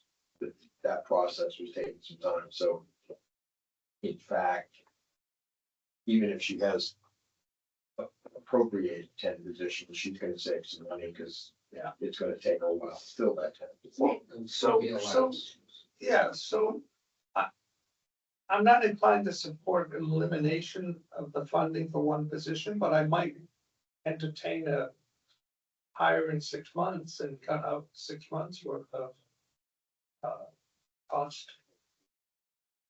You know, because it's probably gonna take some amount of time. Yes, Just offer that. Well, that does take that down the road, because then in fiscal 28, you're gonna have to budget for the full year of it. I understood. It's already budgeted for the full year, 8.7. Representative. My only, There. we've got to make her stop talking. Yes. My only concern about that, Mr. Chairman, is, it's already, I think, somewhat difficult for the sheriff to be recruiting officers. And by pushing it 6 months, it may preclude the possibility of hiring someone who may be available sooner. And so I wouldn't want to handcuff the sheriff. In terms of, I'm sorry, I had to do it, right? You know, You absolutely did. So I would just go back to simply, there's going to be some lapse in money because it's gonna take her some time to fill this staff position. I think we should give her the latitude to fill it when she Once you can. can. And, you know, accept the fact that we're gonna have some savings out of this line item because she's not gonna be able to fill it that quickly. Anyone else? Representative Bolt. Just a aside, but so how can you mandate that, one of the county heads come before the board? Because she is a constitutional officer, we really don't have any control over.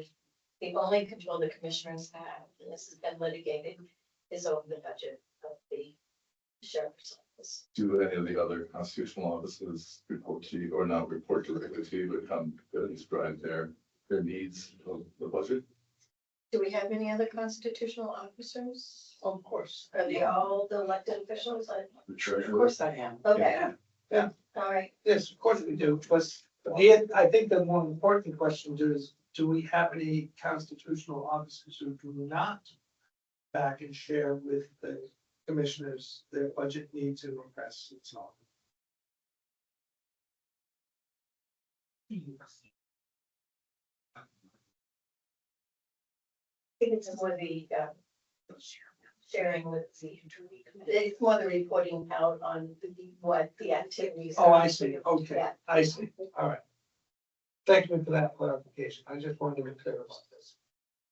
Representative Strickland. So we're looking at about a $2.5 million budget for the sheriff's department. My rough calculation is this would correspond to about $120,000. Alternative to just naming the deputy director directly, you could ask, it mandate $120,000 reduction in this overall budget for the sheriff. It's not as easy to manage for the administrator or for the commissioners. But I think that would, you know, kind of put it on par with a lot of the other reductions over what was requested, but I would prefer just to keep the motion that I put in at this point. Go ahead. Representative Sellers. Thank you, Mr. Chair. So sometimes the budgets, and I could be wrong, but her budget, Sheriff Myers is only up 3.23%. She made other cuts and additions, which he, you know, to try to keep the budget reasonable. And only being up overall year over year, $79,000, 3.23% is a very slight increase. And regarding the motion, it's just seems we, you know, it may take time to hire people, that is true, but I think you still need positions. Not being the sheriff, not being in the department, I can't say firsthand. Yes, certainly. All right, the second has been withdrawn. That would procedurally, that would require either I'm not sure if it's just another second or a new motion. New motion would be simpler, cleaner. Did you want to make a new motion and look for a second that way, Representative Stringer? I guess I would look for a new second and also comment that, you know, the areas that are reduced are generally probably because they have younger deputies, and Social Security, for example, is down by 10%.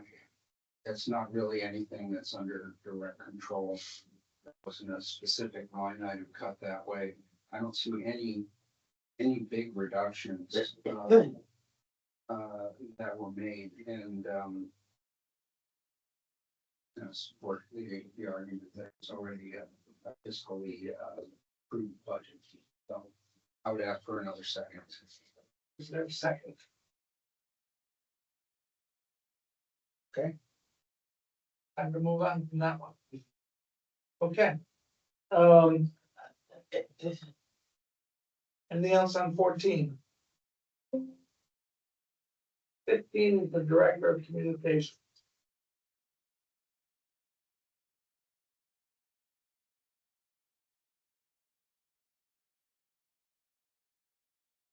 Right. 16, medical referee. I'm hoping we can just move on from that.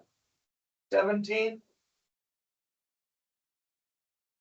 This is maintenance. correct. To, maintenance I department. would like to make a motion that we increase the maintenance budget item. I think that 4165002 by 1.5 million.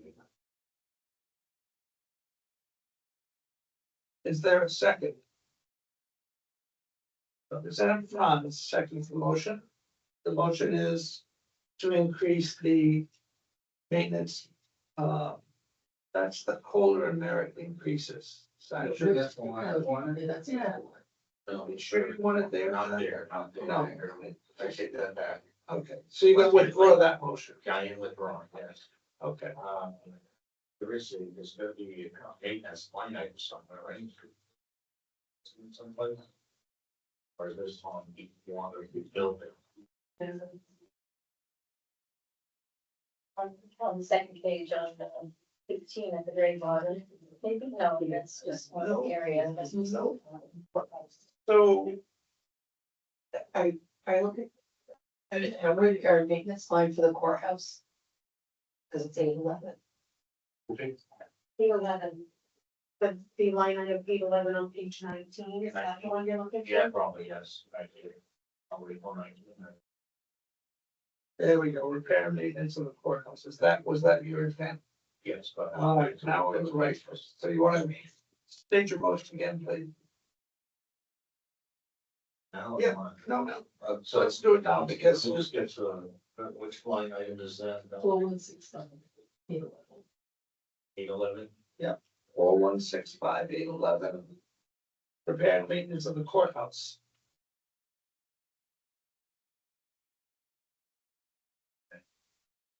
Yeah, so my motion would be on that line item to increase that by $1.5 million. So it would be 1.5 million, 17,900. Do we have a second?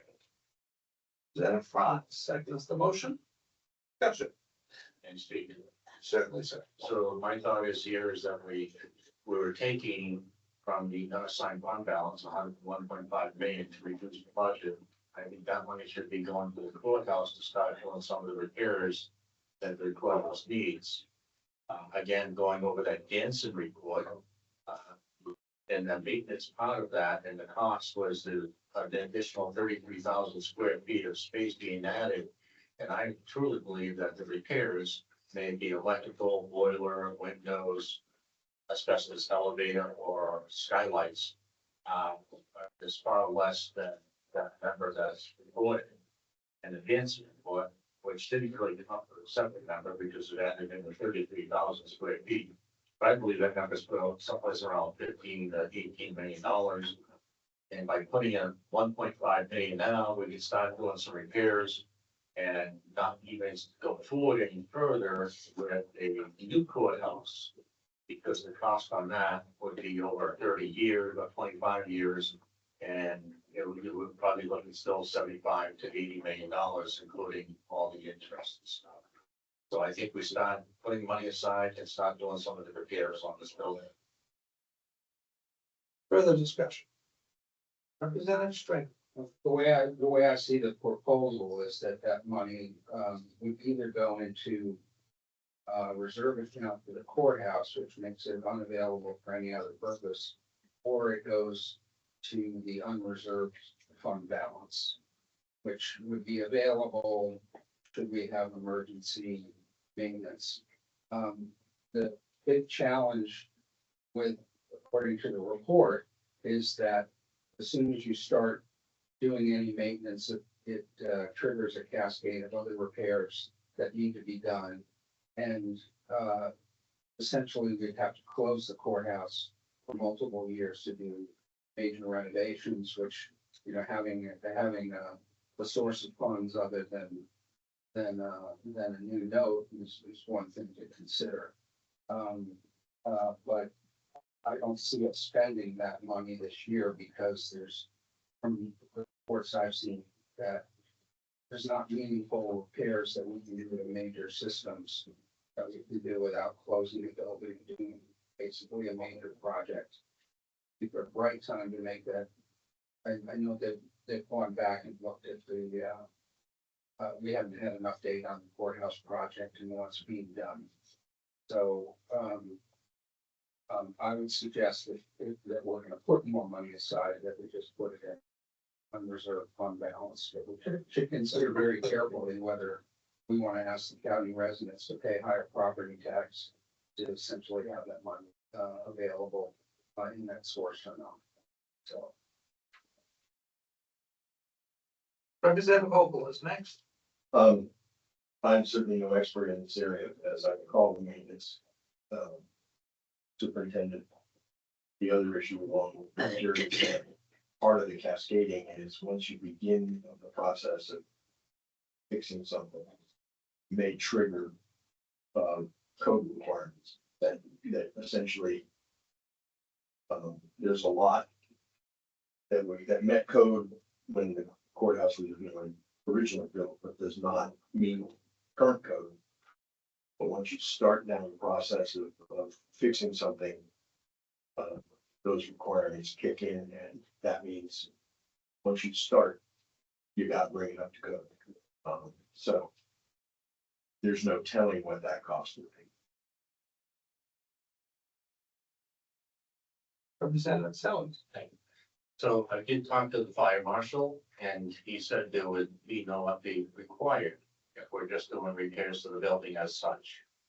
All right, you have to tear out the wall or replace the wall or something like that. Cascading effect, sure, we don't know what it would be. But right now, we've been kicking the can down, the building's 58 years old. And we put $17,000 aside for maintenance, you know, and that to me that's what we did at the school district that I'm in right now. We've been spending $1 million a year for the last 5, 6, 7 years. So I'm just trying to do catch up with the school district.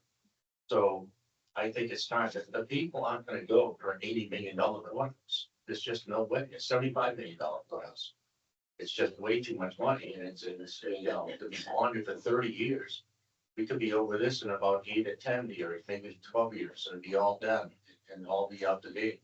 But if you don't start, you're not going to get anywhere. if funds don't get used, they go back into the unreserved funds, so.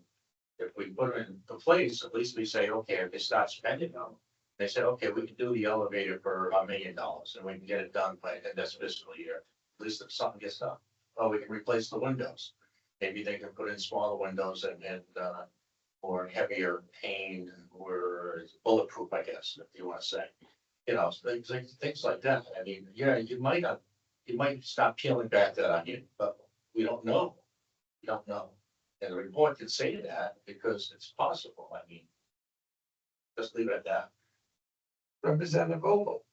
Well, again, I'm not an expert in this, but I think there's a difference between repairs of choice and repairs of an emergency nature. So if the elevator broke, repairing it, if it's possible, I think would not trigger a code violation. But if we choose to replace windows or start to make replacements as a choice, my understanding is that does.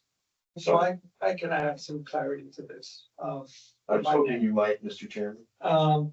So you all should know that I was the City of Lebanon's fire prevention officer and, for just shy of 20 years there and 8 years in the previous department, which I was the fire prevention officer there for 2 years. So I have a little over 20 years experience as a fire prevention person. The way the code read back when I worked, it still reads now. It is not dependent upon whether you make a choice to do something, is if you do the work for whatever the reason. Whether you had to because it was broken or whether you did it because you wanted to is irrelevant. What is relevant is that in the language of the code is the work that's projected to be done substantial. Now, that can be interpreted in many different ways, and while the current fire marshal, I don't know what his opinion of substantial is. For me, it was if you substantially renovated a piece of the system, then it had to be brought up to code. Yes, just that system. If you spent a substantial amount of money, which I viewed as 50% or more on the total cost of the building, and the entire building had to be brought up to code. And that this was actually challenged in court, and I won in court because it was a reasonable interpretation of the code at the time. So then it's slightly correct what he said, but the dive into the details of it, it will depend on, it doesn't matter whether we want to or whether we have to. It depends on what the scope of the work is. Yeah, if we don't pay anything, we don't know. And I'm going by what he personally said to me. Yeah, I understand. That's all. I understand that, John. I'm just offering my So I experience. had that concern, if you start touching the courthouse, is that gonna trigger us putting new sprinkler systems in and stuff like that? That he It said will- absolutely would not. It- That's what he said. It would depend. All right, well, let's see, he told me. There's two sentences in the dance report. Given the age, code deficiencies, poor conditions of most of the infrastructure, systems correction, expansion and modernization of those systems will require a comprehensive remodeling affecting virtually every area in Element. Very little of the existing construction is likely to remain without impact. And this will require us to move everyone out of there and find someplace else to be while we do this. So as soon as we start on it, and that is what the engineers and experts have told us, I don't know that we heard directly from the state fire marshal or that he's read our report. I have no idea. Yeah, we took those numbers that they gave us. It also had in there 33,000 square feet of space. So even if you reduce that, that's 50% of that cost way back when, which was what, 36 million? So now that's 18. So I'm still thinking that it's a lot less expensive to repair something. One system a year or two systems a year than it is to build a new courthouse. That's my thought, and that's why I'm adding the 101.5 million. If we don't add any, 17,000 is nothing. That's absolutely nothing. for a building that's worth 60, 70, 80 million dollars. That's what we're finding out. I have Representative Vogel next. Just a quick point. I don't fundamentally disagree with Representative Sellers' point. I wouldn't necessarily, I agree with Representative Stringham. I wouldn't necessarily, I'm not in support of putting a $1,000,005 into this particular line item. I do think the idea of beginning to think long-term, not just about the courthouse, but about all of our buildings. And doing what we haven't done for the last period of time. Of starting to put some money aside in an undesignated fund, or maybe it's designated for capital repairs, or, you know, however we want to phrase it. I think that fundamental idea is a good one, sort of long-range planning, and not waiting until it gets to the point where it's gonna fall down. But on this particular motion, I can't support. Representative Strickland. Just a question, how much does, $1 million cost the taxpayers in terms of percent increase? 4%.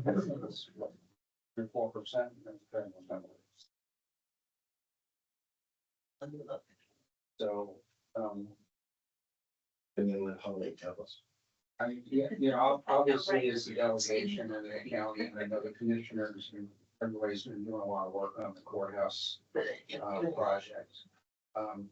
lot of our cities and towns put money aside ahead for a project, and, it's one reasonable way to do it is to ask taxpayers to pay for something in advance of needing it. Another way to do it is to, especially with capital things, it's proportionate over the lifespan, or at least maybe a limited lifespan of the asset, which is taking out a loan. I just think in this budget year, when our corrections costs have gone through the roof, overall is put us in bit of a, we're already pushing 10% tax increase, pretty much driven by the corrections costs. This basically is going to equate to property tax increase above and beyond that now. So, do you have a figure how Yep, 1 million would be a 3.28% increase. So that would, go from roughly 10% to 13.3 if we did 1 million, we did 1.5 million, the rest of the budget that changed it presented by the commission, if you get almost up to 15% over year increase. But you're putting some money away, however, whether it's in a maintenance reserve or on reserve balance for an emergency or something like that. That's framing the discussion. Representative Fox. I'm not sure we can make a decision on that until Julie gets all the equalization numbers in, so that she can determine how each town is being affected. The difference between 8% and 13%, that was 13%. I understand you, but I think that the issue is that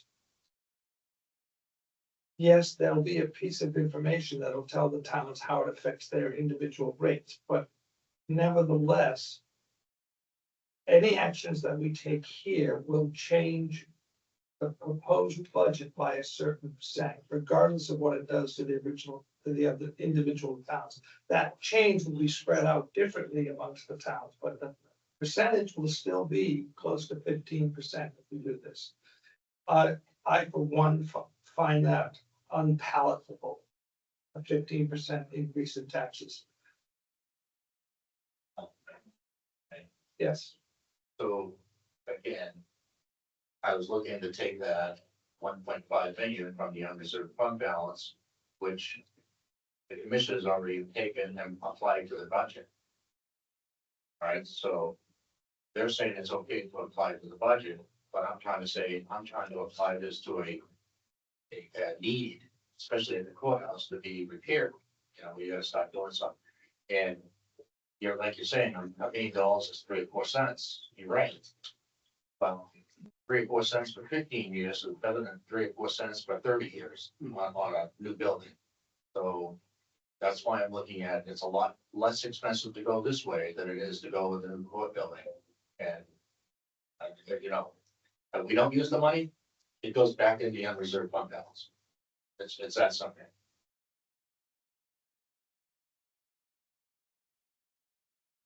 Any new points to be made? I just, you know, unless there's $1 million or $1.5 million cut in something else from the budget. And then there's no other way to raise that money than other than increase the overall county-wide profit. So, which may be a little different from town to town, but that if we put 1.5 million in there, we're gonna end up close to percent year over year wide increase. And so I think a smaller number would be. Right, so I'm gonna have to suggest that we move on because some of us have appointments, some of us have work, some of us have lives, maybe. I don't know, does anybody at this table have a life? So if, I wanna make sure everybody has their opportunity, but I don't wanna be rehashing the same thing again and again.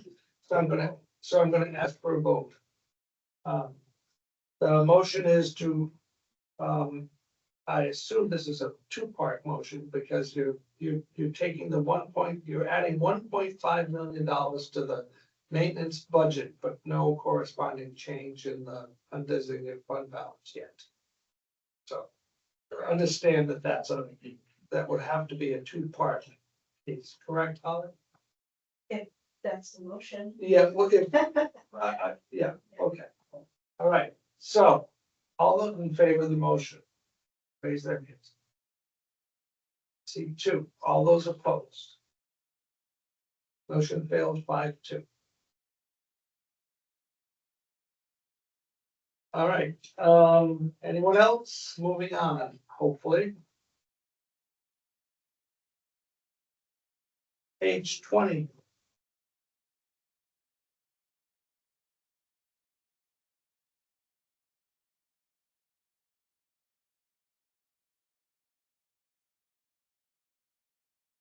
Page 21.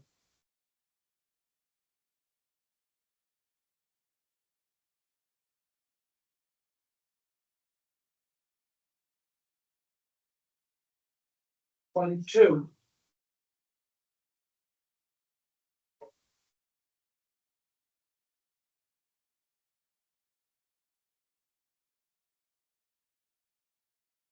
Page 23, we are up to the Department of Corrections. Sir, To decrease line item 6100-005 medical personnel. The request was asked for 2 full-time nurses at night. I'm asking to reduce it to 1. What that value would be.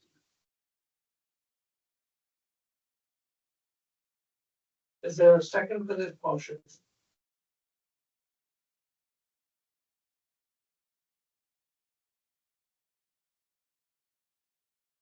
Okay. Anything else on page 23?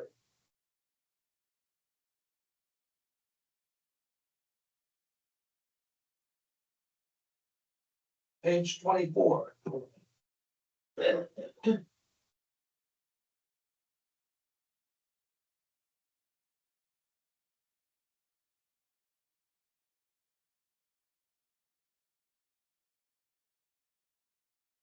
Page 25.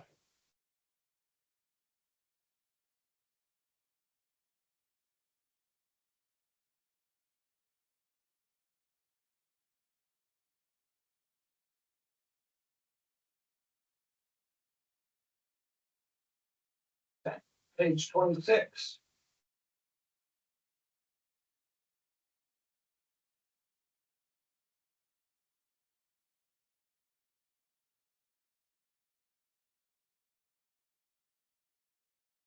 Page 27.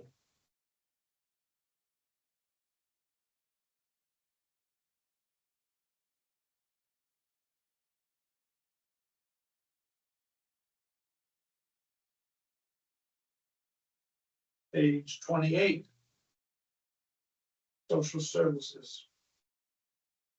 Which also continues on to page 20, no, it doesn't, no, 20. Certainly, go ahead, John. Motion is to reduce social services by 50% on all line items. What was the number? 50%. 50. Got it. Yeah. That's half. Is that right? 50? Correct. Yeah. Is there a second for this motion?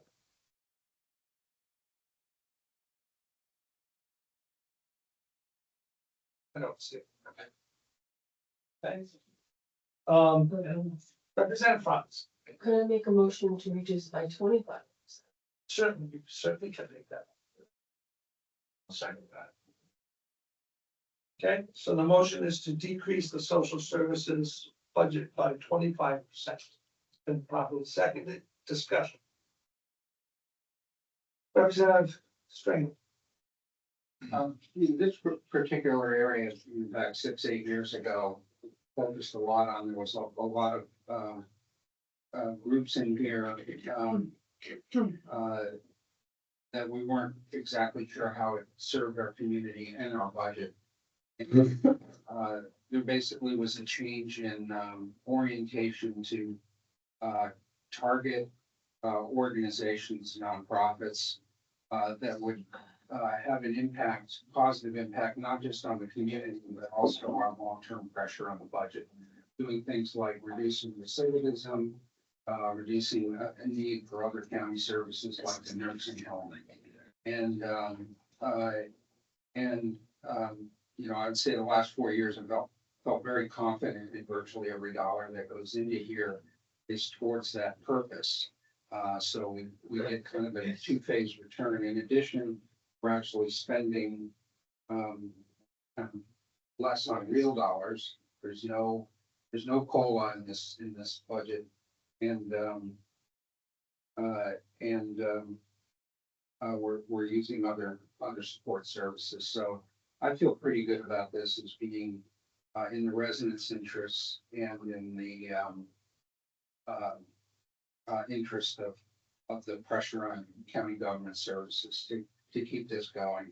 I looked at the comparison sheet to other counties too that do some of these things, and it seems like we're kind of in line with them. So even at 25%, I think I'm going to vote against the motion. anyone else? Representative Sellers.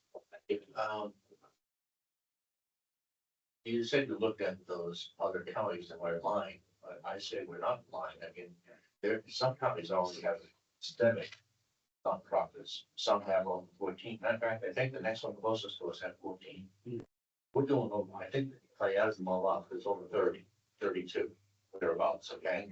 So we're doing too many, and this is all the taxpayers' money.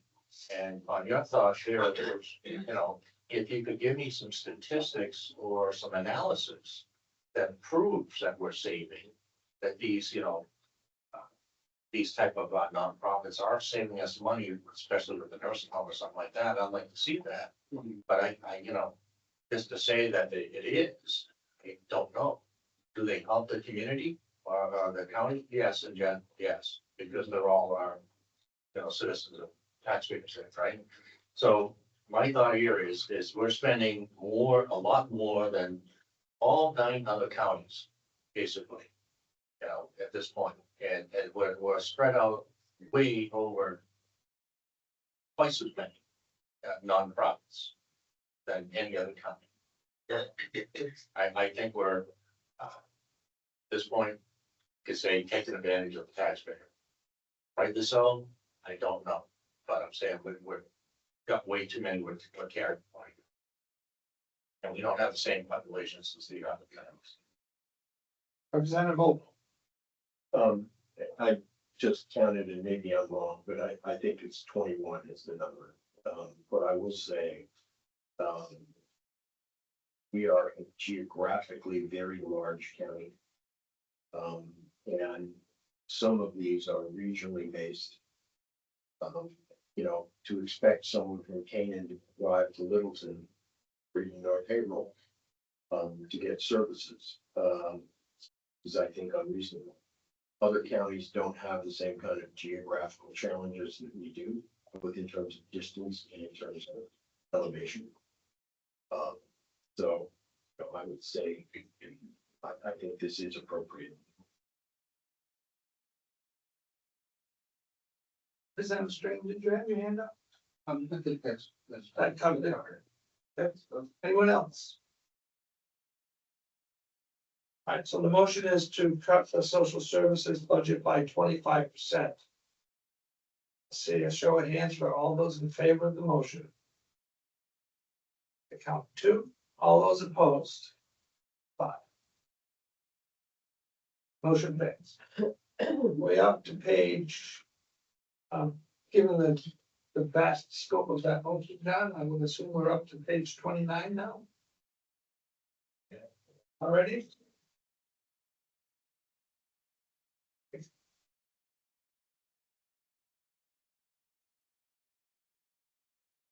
$30.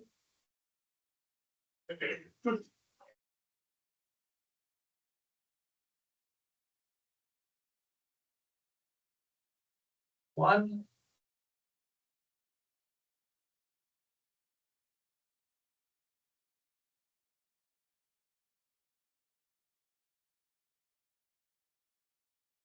$32.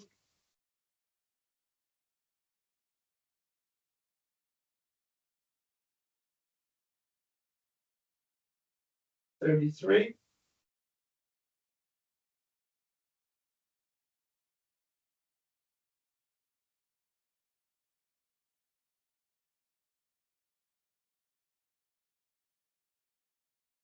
$34.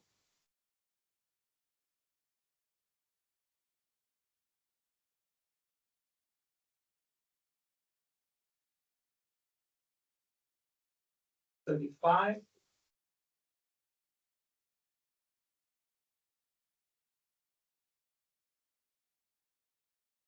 $36.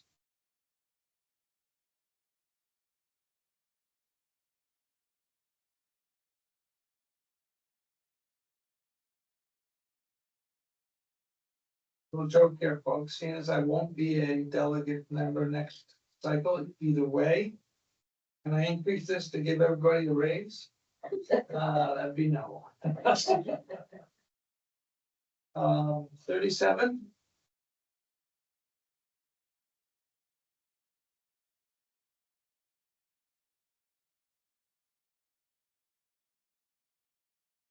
$38.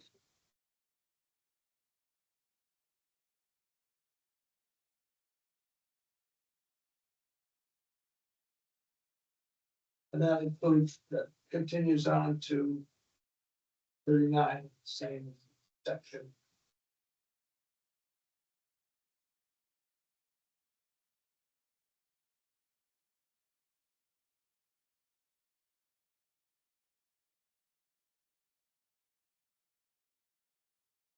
Page 40.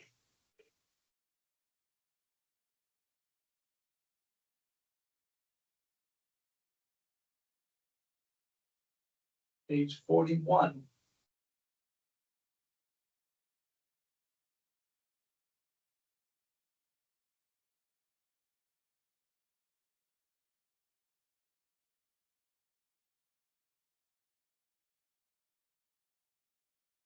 Page 42.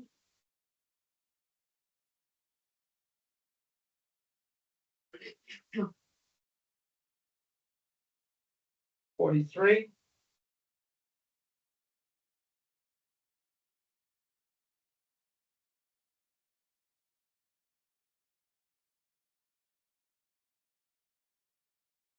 $44.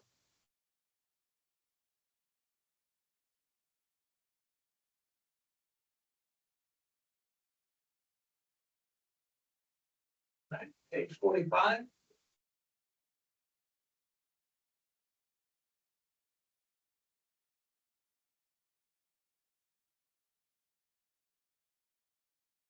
$46.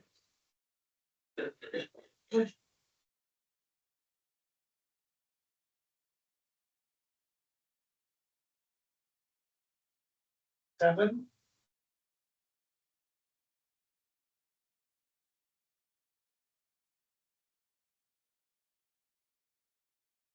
$48.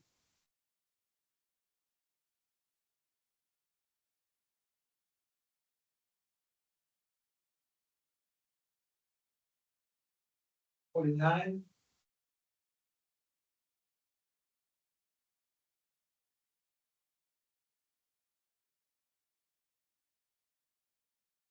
$50.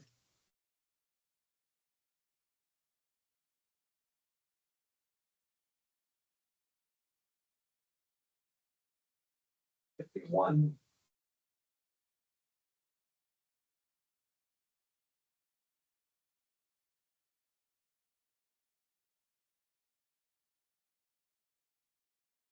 Okay, so we are at the state charge account for the register fees, I think.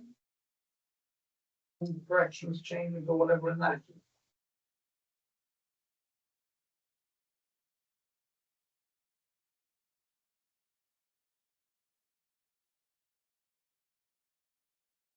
It's one of capital reserve account expenditures, which is for the nursing home. Representative Stringer. Make a motion, even though this doesn't affect the tax rate the first year, it's still nonetheless delaying expenditure that we move the activities courtyard furniture out 1 year. And so take it out of this year capital reserve expense budget. It's my motion. Is there a second?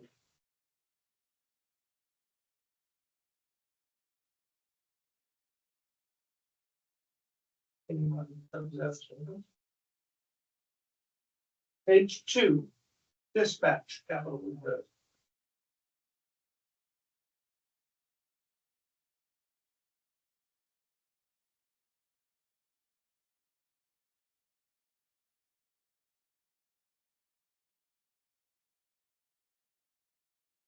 Okay, where did that put us, Willie or Holly? You're gonna need to give me about 5 Yeah. minutes to put this all together. Just Absolutely. everything you changed affected Everything. allocations that we do, so I'm trying to, I just finished the commissioner's office. So Yeah, no, it's- moving on to HR now. You know, my wife was a registered pharmacist and practiced for many years. When the patients who were in pain or want their medication right away, she would always say to them, do we want it right or do we want it fast? We want it right. 55, so yeah, yeah. Okay. It doesn't seem like it made any change. County administrator position. I don't see that we made any substantial. Oh. The overlap. I don't think we made any changes, right? We reduced the overlap in the commissioner. What's that? We reduced the overlap in structure. And add the 55 for. And we added $55,000. Yeah, 147 that came on from commissioner. But Yeah. well, we're gonna be close to 10. They changed it.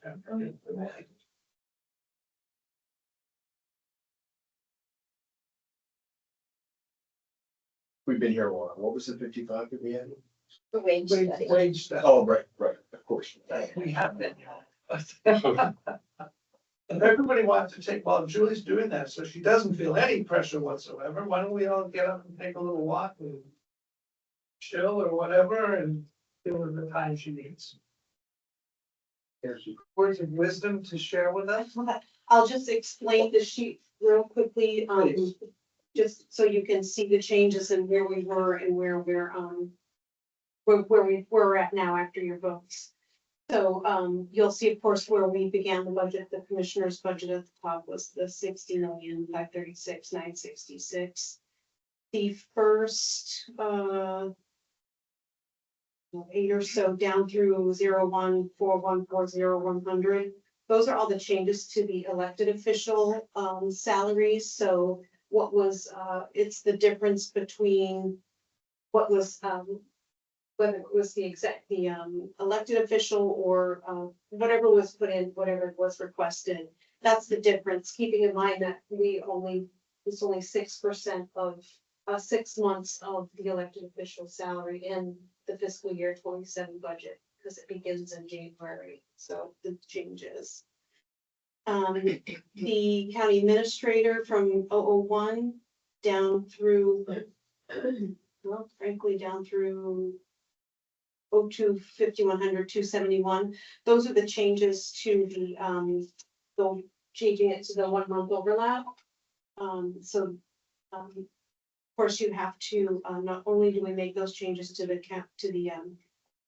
commissioner's budget, but also you have to adjust the accounting allocations. So we would have increased the accounting allocation in the commissioner's budget and decreased the accounting allocation in the nursing home budget by $13,073. And then by adding the 55,000 for the wage study in the HR budget, you then also have to adjust the allocations, reducing the HR budget by 44,000 and increasing the nursing home by 44,000. So that brings kind of follow down. And then, of course, we eliminated that USAC subsidy. You'll see the 147,584 deducted for total revenue amount plus our surplus. So after all of that's said and done, the total amount now to be raised by taxes is 33,320,032. For a difference of from over last year, 2,832,622 or 9.29.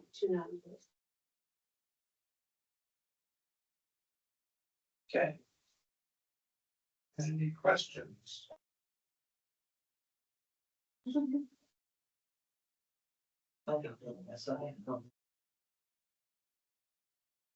Oh, I'm just trying to make sure I got all the straight, so. sure.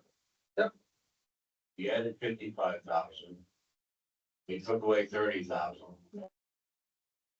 There's a difference of 25,000.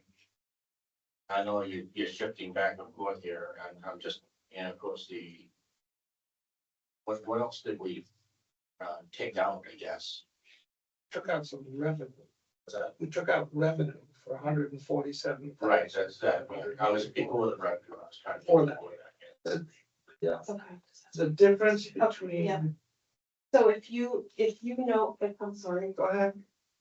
if you know 01, 4100, 120 health insurance. Yeah. That is a change in that that's the commissioner's budget. There is an employee in that department that actually isn't taking the health insurance for 2027. We've gleaned that since the budget was put together, so we Okay. chose to pull that out Okay. for your final numbers. So that's something you weren't expecting, so that would be your difference there. Yeah, so the difference between the beginning, when we began budget, $60,536,966 and the current, where we ended up, $60,545,124, that's like an $8,158 difference to the increase. The big change, of course, is the elimination of that revenue, which is driving the biggest increase over the projected budget for what will go before the delegation, which went up on not horribly, but it kept us under double digit, which is an achievement in and of itself, because if you look at the other counties and what their budgets are doing, wow, yeah. Like I said, Sullivan County as an example, which is not a rich county either, and has a rural population. Their projected budget is something like 11% increase, and they have zero for any money's left. Okay. We have other business to do, and if everybody's ready, I'm going to move on to on the agenda for the next piece of business that we have. This is I guess we could have a vote on the sheet. Sure, I mean, I figured that what went before the delegation would be the sheet, but we can have a vote. So does someone care to make a motion reflecting this sheet that what we will present to the whole delegation? Thank you for the reminder. Representative, I'll make that motion to, accept I guess the motion is to accept the numbers on the sheet, correct? and actually, you can fill in the numbers later, can't you? Based on that. Yep, okay. The motion will be to adopt the budget of the 60 million worth 5 billion. Yeah. And with the amount to be raised by taxes, like. 33, 320, over 32. Yeah, exactly. Okay, and we have a second. Thank you. Representative Baldwin, second. Further discussion? Representative Strain. It's always hard to ask our hardworking citizens and our neighbors to pay a little bit more. This budget started with a major change in the corrections policies, which really put us right behind the 8 ball even before we started. Basically, bail reform at the state level is directed directly increase the jail population. The biggest surprise and what we've had to deal with is the population is also aging. The Department of Correction now houses as many inmates over age 60 as inmates 18 to 30, which is, I think, a situation none of us ever thought we'd see. And some of these have conditions including brain cancer, sepsis, dementia, and other serious medical needs. This drove the request for 2 official LPN positions and will take continued in-depth management to keep that budget even where it is. And of course, the additional inmates has resulted in additional hospital beds, increased meal and laundry costs, and rising medical and ambulance expenses. There's no indication that there's any other source for any of these monies other than us ourselves here in the county and through our property tax. Another major change was at the state level is the Medicaid county tax is normally statutorily standard set at 2%. There was a tight budget year and that was came through the committee I was on and they increased it to 3%.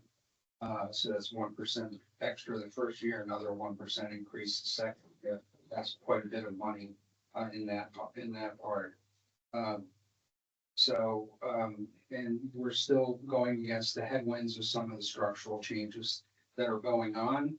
A significant share of social services funding is currently covered through the opioid abatement fund. That fund is finite. Settlements are still expected to continue for another 10 years, but that's a source that's going away. Similarly, ARPA funded positions such as the county attorney's investigator are transitioning to general support as ARPA winds down, adding new permanent obligations in the future. So with that in mind, we did put some efforts in there to try to address some of the structural compensation issues with this wage study. That's comparatively a relatively small amount of money. So overall, we are asking and supporting a high single-digit increase in the amount of property tax that we're collecting through, but I think that's responsive to the circumstances that have been brought to us. So I'm going to go ahead and support this. Yeah, just as an additional point of data point, based on what Representative String is saying, just on the corrections department, it was a $1.122 million increase, which was 14.6%. So to end up where we are, given all of those pressures, I'm also going to have to support we have to, the business that we need to do needs to be done. Representative Coble, Mr. Chairman, could you repeat that number? It was just correction, the increase, just the. Yeah. for corrections, yeah, hold on, I gotta go back to page 23, I think it was. The actual, the increase for the corrections department is $1,122,505, which is a 14.6%. So I'm not gonna try to do math in public, but that's close to half of the increase from last year. In terms of the total budget. Just in one department, yeah. And that is a direct result of things that are beyond the county's control. But are in the control of Congress. Yes, of course, I did make that point during earlier I discussion. just wanted- You missed the day when I just wanted to underline that today. Okay, anyone else? All right, I will call for a vote. All those in favor of the projected budget to present to the delegation, raise their hands, right hand, please. Okay, I got 6 and opposed. 1 opposed. Okay, thank you. We have some additional business to deal with. Holly, are you presenting this? We'll write that a request for an appropriation transfer approval, which must be it's over 5,000. I guess I am, yes, true. Okay, here it is. Please, They have it, so. you have, yeah, you all have copies of that, Yeah, that came out in the email. Yeah. Yeah. and I'll read it for, For the record, yeah, thank you. please accept this request per the requirements of the delegation bylaws to transfer in excess of $5,000 into a budget. The wage and benefits section of the budget will be overexpended by more than $5,000 at the end of fiscal year 26. There are 8 line items within that section, and at least 4 of them are or will be overspent by year end. Flexible spending administration, earned time buyback, employee benefit payout, and social security are all currently overspent. And the health reimbursement account may be overspent with June's invoice.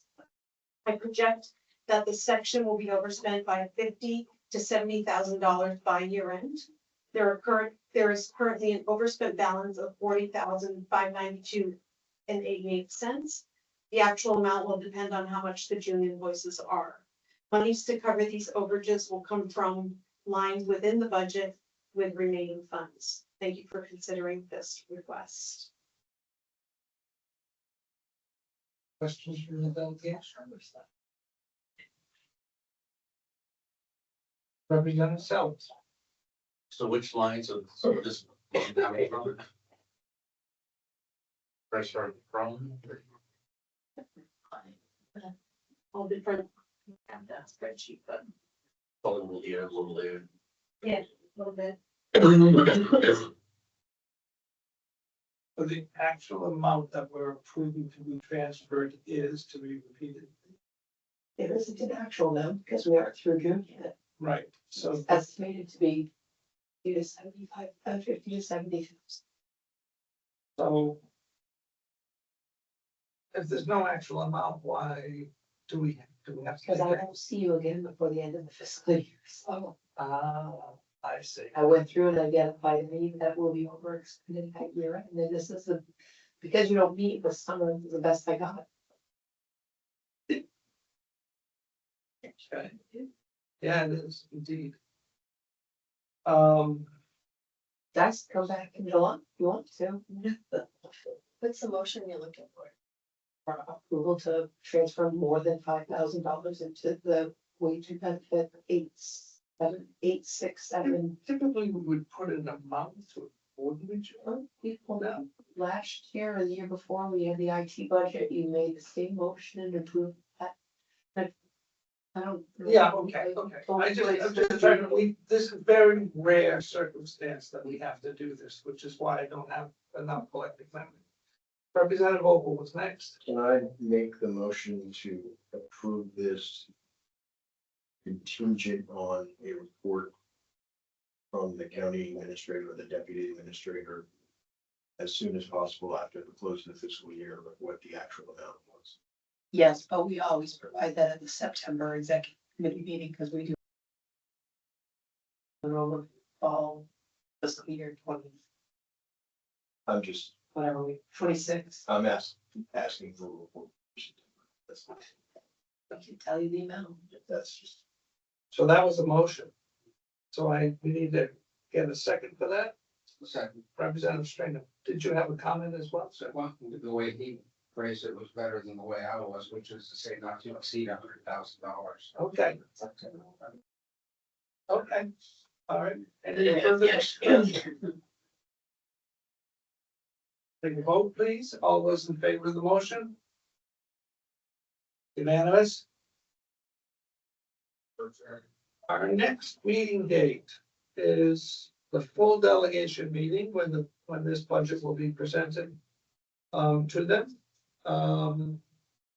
It's June 22nd at 10 a.m. Be there or be square. Oh, yes, we are definitely meeting ahead of time. I would suggest, well, for Democrats, I would like to see everybody try and get there by 8:30 because we have a lot to talk about. Strong request, there we are. Okay. Is there anyone online, Sam? Oh, actually, I should do it in-house first and then we'll do the online. Yes, I do have a few points. Yep. In 2011, I was elected with Omer Ahern. It was his idea for the monthly meeting that department head. He had time on his hands, and the other counties don't do this. And the monthly meeting with the commissioners, to Commissioner McLeod's point about the sheriff not, I haven't met with commissioners in 3 years. And county attorney rarely does either.